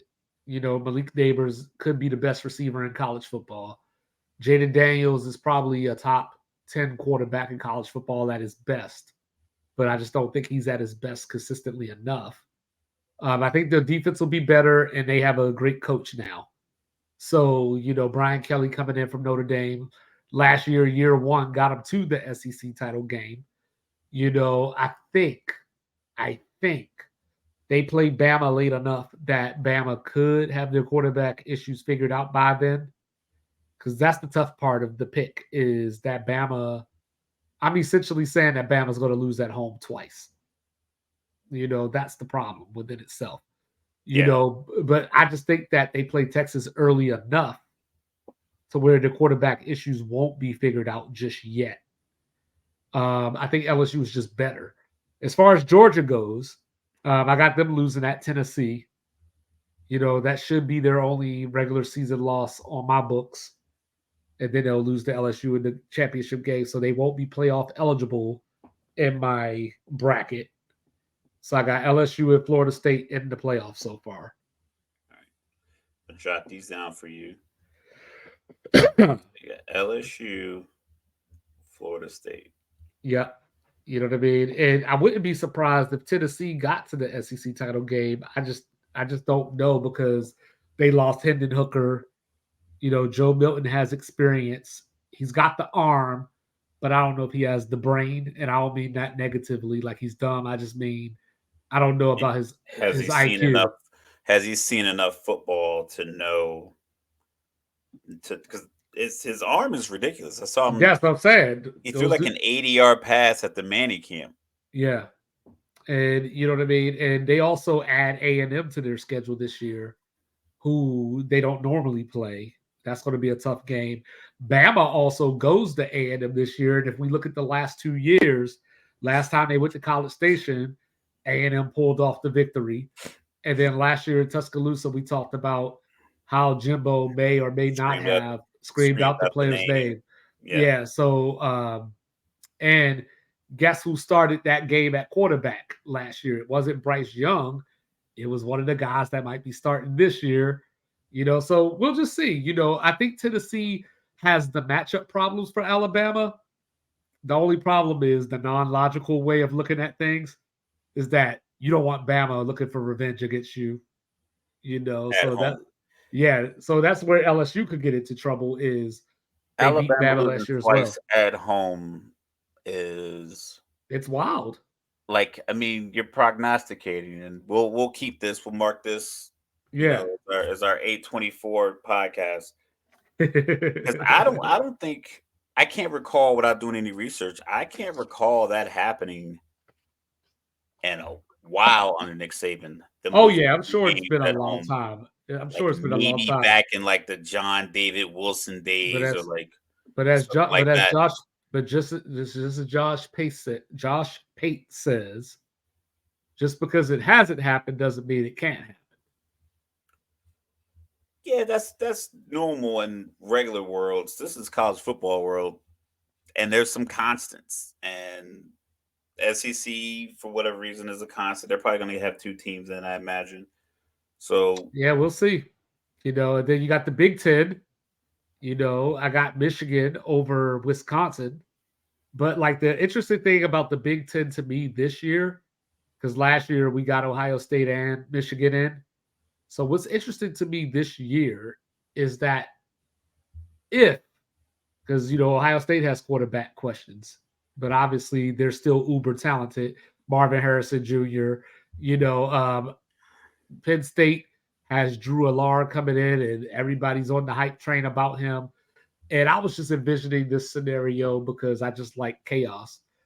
But this could be the year where all three beat each other, like Michigan, Ohio State, and Penn State. Like they all have a win against each other and finish 11-1. yeah, that would be. I think there'll be some mystery flags in somebody's game to ensure somebody ended up 10-2. Yeah, but I got Michigan beating Ohio State again. I got Even with the Wisconsin. coach turmoil, There's no turmoil. There's no with turmoil. Michigan. There's no turmoil. He's suspended for the first 3 games of the season when they're playing Bowling Green, UNLV, and East Carolina. Like, there's no turmoil. He'll be back. And if you look at the rest of their schedule, they get Rutgers after that, Nebraska after that, Minnesota after that. So, like, Michigan's probably not even going to be challenged for the first 7 or 8 weeks of the season. So you don't think somebody can pull? Well, yeah, I guess so. That No, is I kind of, don't. yeah. Yeah. unless we're gonna go, Matt Rule is a good coach and he's gonna pull the upset, or maybe Minnesota for the little brown jug. But no, I don't think so. Ohio State also travels to Notre Dame this season. Out of conference. That's not Big Ten related, but they could lose that game. They go to Wisconsin. Like I said, I got Wisconsin winning that game. They got Can Penn State coming in. Wisconsin score enough points though? Like that's the thing. Like I know they're traditionally a running offense, very powerful school. Like I said, if I'm getting an offensive guard in the draft, Yes, I'm gonna look, and I'm gonna look down there through the avenue and see what they yes, have they can available. because they brought in Tanner Mordecai from SMU, threw for the 9 touchdowns against Houston last year. They brought in Drake Mays, offensive coordinator this year. Yeah, but did So they bring in Texas wide receiver talent to Wisconsin? Because they're not known for speedy guys on the outside. So you can throw 9 touchdowns if you're throwing it to Jakari Smith hey, they had and Devondre Jones and names like that. But if you're throwing it to, Altoon's son at one Kyler point in time. Kyler Connor, like you're not really going to get. You get a lot of tight end routes, and he you might be like know, an accurate but I quarterback. think But do you Wisconsin's have defense big is play? You have big play. You need big. You need the big play. You need the guy you do. that's gonna beat the cover four or whatever they play in Hey, college. all I'm gonna say is I done seen Ohio State with uh Braxton Miller, Terrell Pryor, Dwayne Haskins, rest in peace. You know, and people like that. And I've seen them lose to Purdue, Iowa, and not just lose, but get smacked. I saw them lose to Purdue by 29 points. I saw them lose to Iowa by 31 points. Don't put anything past Ohio State. The year they had Zeke Elliott, they still lost to Michigan State at home. So, like Ohio State's known for this. Just for one gaff of a game. Yeah, one gap of a game. I just think that Michigan has their number. I just think that Michigan lines up and says, I'm And going they to bring punch their you in and your Michigan's face. bringing a quarterback back. And they're bringing their Yeah. quarterback back. And And that they're running rivalry, back. I think I'm gonna say I know the Alabama Auburn rivalry is huge and SEC fans are probably gonna kill me. But I think the Michigan Ohio State rivalry of the last like 10 years, 15 years has been better because since Harbaugh got there really.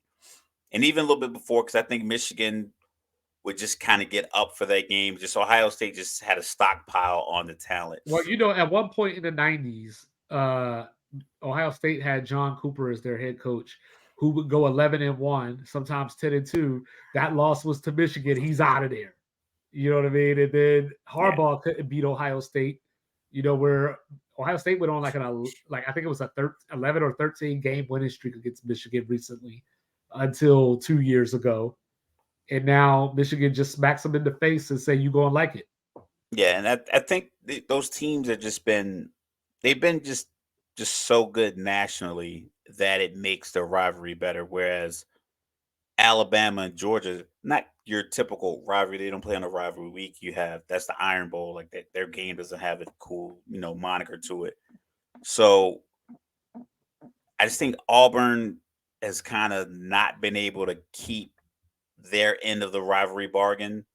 So it's starting to be like very one sided. You kind of Right. expect. I mean, they're still tough games because they're tough games, but the Michigan Ohio State games have been college football playoff impacting for like the last 5 or 6 years, and now with Michigan actually getting a couple and then getting into the college football playoff, I think it's given the Big Ten like a little jolt, and they obviously going to add in the every other available team to Right. the Big Ten or the Big 12 next year. So I think this is a good precursor. This is the year that if you want to lock in a spot, this is the year to do it because there's going to be a lot of talented football players that are going to play in your conference starting 2024. So this is a Right. year that, but like I said, it's not a good to me. The turmoil has come from the fact that the coach is getting suspended and he's not going to be there. And does that have an impact? Does the fact that they have the talent advantage over these teams, are they going to go with just, you know what? We're going to go with what we have. We're big up front. We have the best running back tandem in the country. And we have a quarterback that's probably NFL ready or, on the verge of being NFL ready. Do we just rely on the run game? Don't make any mistakes. And then Jim Harbaugh comes back when they play Rutgers, or do they go out there and lay an egg against? I'm granted playing against UNLV. I doubt that they'll have a slip up, but do they have it to where it's not fluid? They're Right. winning 30 to 10 or 30 to 17, but they're getting that 30th point on like a scoop and score at the end of 6 7 minutes left in the fourth quarter. Like it's Right. within a possession, and they just happen to make a play, and they just keep happen to make plays versus asserting their dominance from the No, I beginning. think you just give the ball to Blake Corum and say, "Go win the Heisman." I mean, if I'm the coach, if I'm the interim coach for Jim Harbaugh, and he's giving me that talent across the board, that's all I'm doing. I'm not Yeah. I'm not trying to implement any of my own ideas I had, any routes. Like, now listen, we're gonna do the same thing he did in San Francisco. The reason Mike Singletary can't get a job now because he took Mike Singletary's players to the Super Bowl. No one's even interviewed Mike Singletary since. Can't Haven't coach heard. with him. Can't Can't win with play him. with him. Can't win with him. So, Writing diss tracks about his tight so, end. But so who you so got winning the Big Ten? I'm gonna say Michigan because they're bringing. I know Ohio State's gonna have a talented quarterback, but the Michigan quarterback has already beaten Ohio State a couple times. Been in the college football playoff. He has the experience. Even in that short, you got 3 to 4 years that you're playing. He has two already locked in. Yeah. 2 good years over whoever is coming in to replace CJ Stroud, who was a properly aligned field goal away from being a national championship game. That's a lot of pressure because that's what fans are thinking. Like, yo, if our field goal kicker would have kicked it through the uprights, we would have been in a national championship game last year. And Right. they would have beaten TC. They would have beat the brakes off of TCU just like Georgia did. So I think there's going to be a lot of pressure from the 107, 108,000 people that come to the horseshoe. So yeah, I think the pressure for the new quarterback coming in for Ohio State is going to be a game where he just throws it away, a couple of pick sixes or something like that, just because he's going to be younger. Yeah. Yeah, All right. So then we go over to the Big 12. You know, this one was tough for me.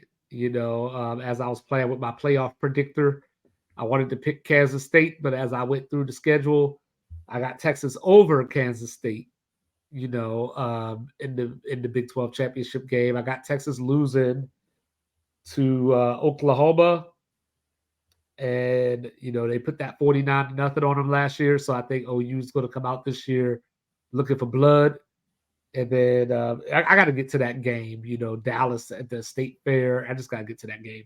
But yeah, I got Texas losing to Oklahoma, and I got Texas picking up another loss somewhere along the line, either to Kansas State or to Texas Tech. Um, I haven't made up my mind on which one, but one of those two.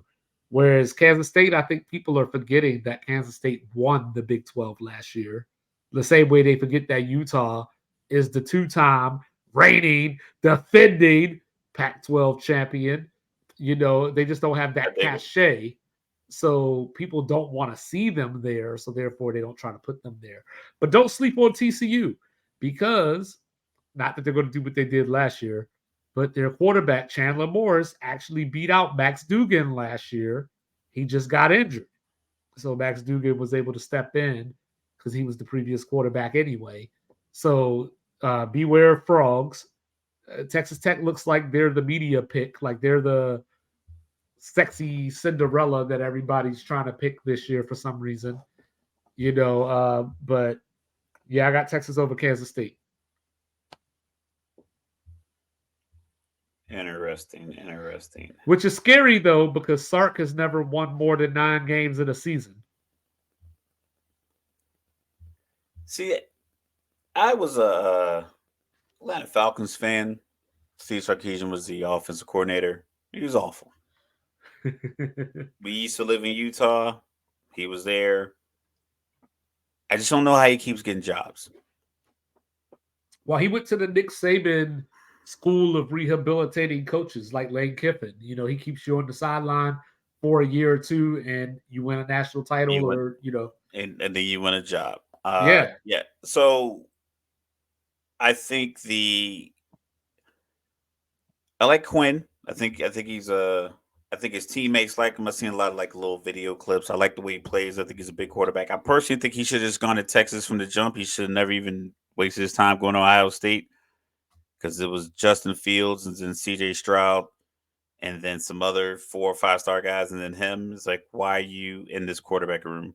Like, you're not beating out CJ Stroud next year. Like, soon as you got off the plane for the visit, you should have been like, yeah, I'm gonna finish out high school and I'm gonna go to Texas. But he left early to go to Ohio yeah, State, and then you got Arch Manning. And I've seen some of the Newman. I know Newman is where Odell Beckham went to school, but I'm not sure what level that is, because I've seen some plays where it's like Arch is barely moving and no one was tackling him. Like, the safety wasn't coming down the hill. One play, the safety looked bow legged, like he was just running down the goal line. He wasn't coming down the angle to make the tackle. So I'm not sure if the competition that we were seeing of these highlights of Arch Manning, I'm not sure how good his high school competition was. But I do know that while you're sitting there as a quarterback and you're not, maybe you have a bad game or two, having a Manning sitting behind you, it doesn't really bode well for your future, especially when you have a coach like Sarkisian, who he's not known, like you say, doesn't have 10 wins. Doesn't have 9 wins, and he's, like I said, I'm not saying he flamed out everywhere he's went, but he hasn't been really like successful. He hasn't really left the mark of success in Well, these he was places that he's good in gone. the Pac-12, but then he had the problems. You He had know, those problems at BYU. you know, He had his like alcoholism problems at BYU right? because I think that's part of the reason why he was at a like an event, like a team event, and he was obviously inebriated, like giving a speech.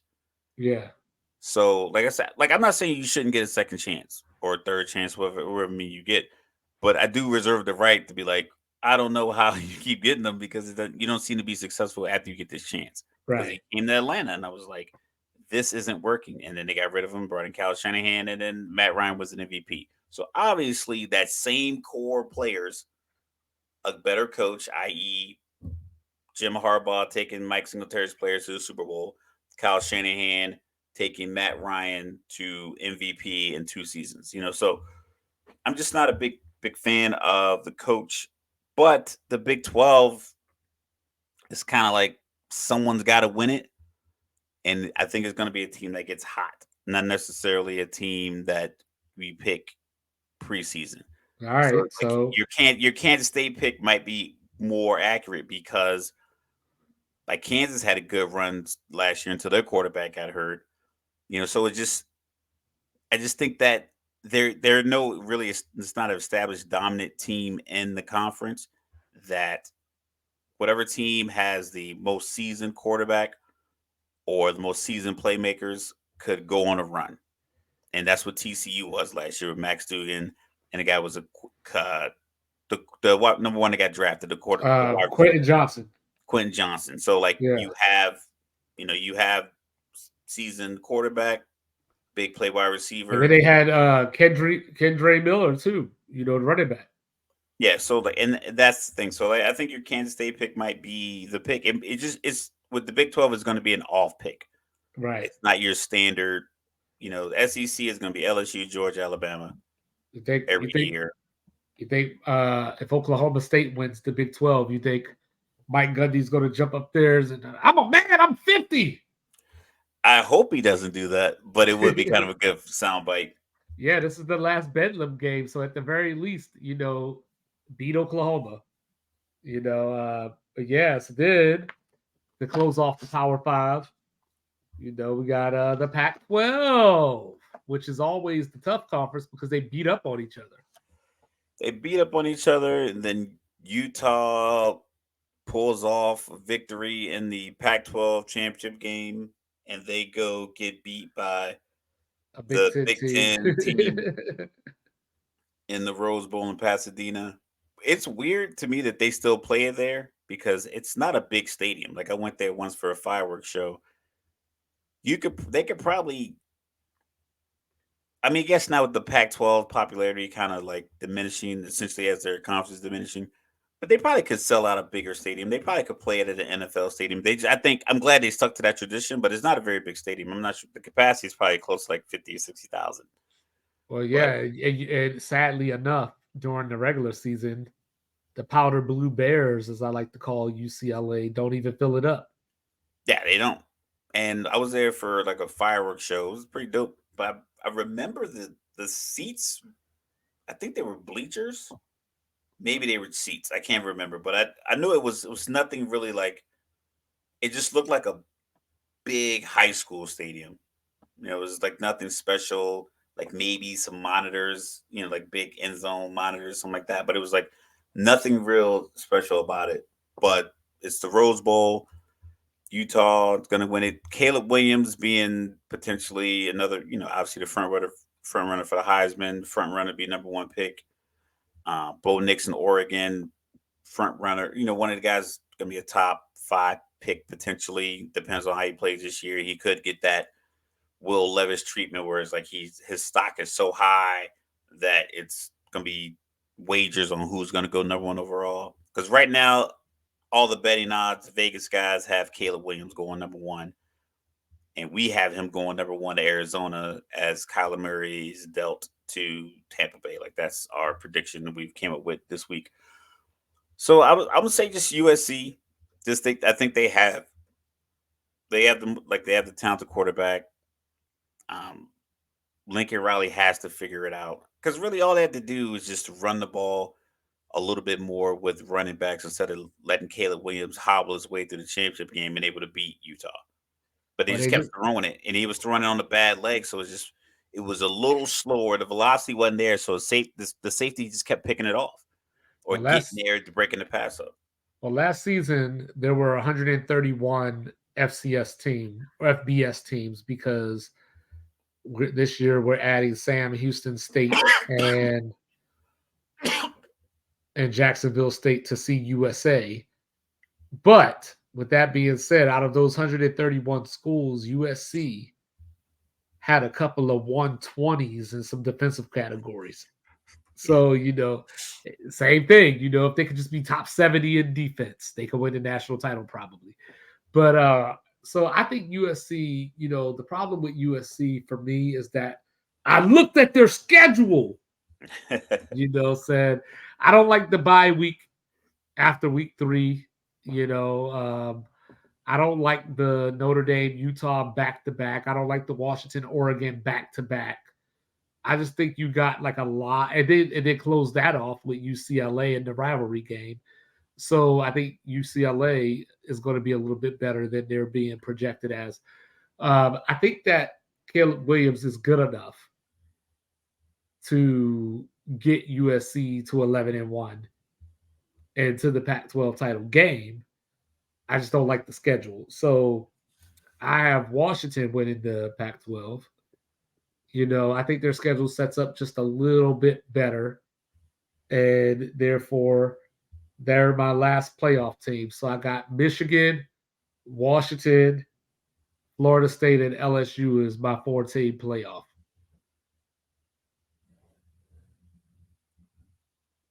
So you got the Big 12 not getting their team in, but the Pac 12 gets their team in.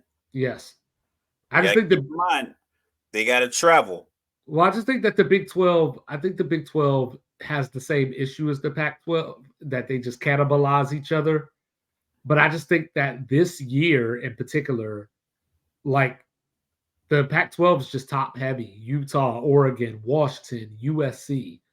I think one of those four is, or all four of them are So as good as Texas. Washington's matchup in the Pac 12 championship game, you have them playing USC in the championship game? No, I got Washington and Oregon State. In the okay. In a title game, I got Oregon State upsetting Washington in the regular season, and then Washington winning the rematch. Where that could blow up in my face is if that And you does just out here happen. writing, you writing fairy tales You because know you what I'm have saying? LSU playing Florida State beating LSU early, then you got a rematch potentially in the college football playoff. So then you got Oregon State beating Washington early in the year, then they're getting their revenge rematch. You have like an SEC kind of Either storyline way, applied to like well, the either way it whole. goes, a lot of these conferences are going to have rematches. You know what I mean? Like because the Yeah, Pac-12 is divisionless now.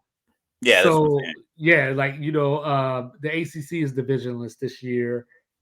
Big 12 is divisionless this year.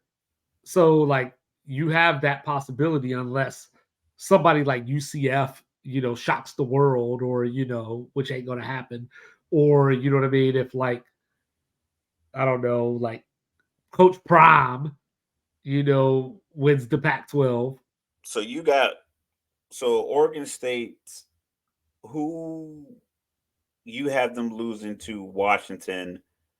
That's their first loss in the Pac-12 championship game. No, no, no. I No, have okay, them. okay, No, okay. I have them losing during the regular season as well. I just think that they're still going to have enough that they can get through. Like, like they could still. I think they could lose 2 games and still make the Pac-12 title game. Oh, It's and just, then it's, it's just going to get into the tiebreakers and everything.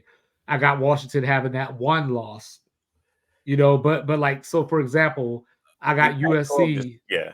I got USC losing at Oregon, and to Washington. I got Utah losing to USC and to Washington. I got Oregon losing to Oregon State and to Utah. So it's just a matter of how the schedule sets up and how the losses pile up. the thing with the Pac-12 and just being a Utah fan, they it's like they I don't say disappoint you because you play, you win or you lose, but Utah's going to start off the year at Florida or At home they're gonna- against Florida. Yeah, yeah. at home against Florida. Yep. That's next week. Yep. And then I don't like their game after that. Then they have Baylor and then Weber State. I would have rather had Weber State then Baylor Right. and then get into your Pac-12 schedule. Right. That's what Alabama would have did. Yeah, and sometimes you just gotta follow the blueprint. But if you look at it like this, you beat Florida at home, you ride that momentum down to Waco, you play Baylor. Big 12 not known for being defensive juggernauts. Right.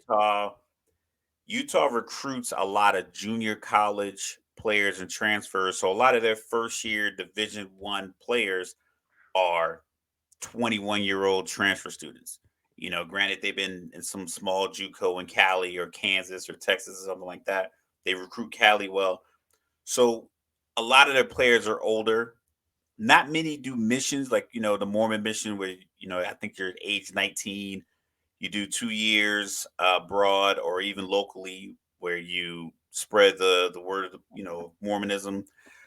A lot of those players end up at BYU. So that's why BYU's team, a lot of their quarterbacks are 22, 23, 24, and they're senior, and they're still playing, still eligible Right. because they get that 2 years at like age 19. So it depends on, when your birthday lands, you can miss a couple of seasons of college football, come back and play. So Utah has a few guys like that where just older, but a lot of them are just guys from JUCO. They have Snow College down in southern Utah.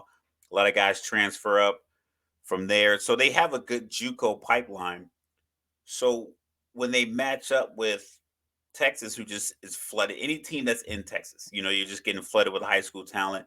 So you're getting 19-year-old starters playing against 22-year-old guys who've taken the tough route, the JUCO route, that gritty route, like Cam Rising.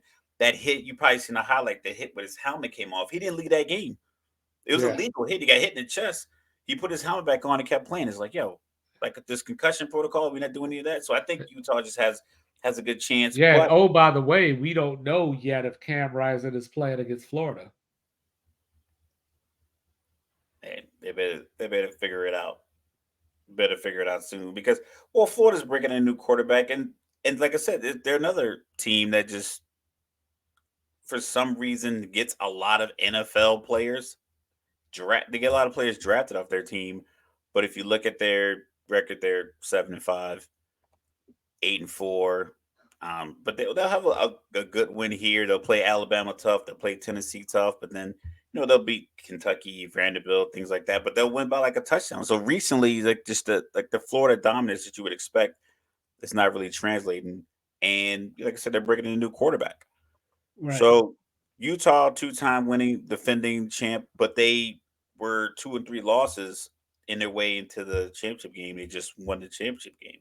Right. But they're used to being. I went to when they played Washington in the Pac-12 championship game in 2018. Like I went to that game. So 2018, 2021, 2022. It's just something about the way Utah football plays out that they just end up in this championship game and they end up doing well. So I'm not going to count them out until No, not at all. No, yeah. not at So, like I all. said, Not at all. I just think the championship pedigree of that particular team. I like the talent of USC, and I like the pedigree of Utah. I know it's kind of chalk to go with a rematch, but I just don't trust that Oregon State or Washington. I know Washington has the quarterback, the left-handed guy, Penix, and maybe he's a solid playmaker, but I just over just the recent history, I just don't really see like what these other teams are going to be able to do to take over Right. the pedigree of Utah and then the talent and the coach quarterback marriage in USC. I just feel like that gives you like a bit of a notch Yeah, over everyone else. and and that's why we love college football. Because these are the questions that are going to get answered. You know, these are the on the questions field. on the field. You know, and And we can hate the way the playoff and everything shakes out, but that year the Appalachian State went into the big house and beat Michigan. I don't know. I unless you play for Appalachian State, and even then, they probably had 65 dudes on the sideline. they were FCS at the time. All 65 dudes didn't believe they could win. They were Like FCS at the time, and Michigan was number 5 in the country. number 5 in the country. They blocked 2 kicks, and they scored a lot of points. It wasn't like it was like 17-14. I think the Yeah. score was somewhere like 30-20, like 30-28. It was something substantial to where like they were killing Michigan with their jet sweeps and they were moving the quarterback Yeah, I around a want to lot. say that was Armani Edwards, and he ended up playing Yeah, for the Armani, Panthers. yeah, Yeah. wide receiver, Armani Edwards, yeah. Yeah, He he ended up was playing the wide receiver. quarterback. He was a quarterback, yeah. He ended up playing wide Yeah, receiver yeah, in Carolina. yeah. And then but then you also like, you know, that's what they do. You know, Appalachian State went into College Station and beat A&M last year. Just we And can, so you know, we could talk about this and we could make our guesses and we could write these yeah, notes, and some quarterback gets his foot stepped on and he's in the locker room for the whole second quarter, yeah. and the backup throws 2 So pick sixes. so And before we get out of here, that's another one. You know, Drake May, watch out, week 2, Appalachian State. 2 years ago, they went down there and the final score was 61-59. And that was your boy Sam Howell. So you know what I mean? Like, hey, just like gunning. Appalachian State is not scared. They're never scared. You know what I'm saying? But ladies and gentlemen, thank you once again for all the support, the likes, the views, all that good stuff like that. We appreciate you. You know, like, review, subscribe. It's all free. I am 25. He is Mr. Logical. See you next week. We got one division left, the AFC East.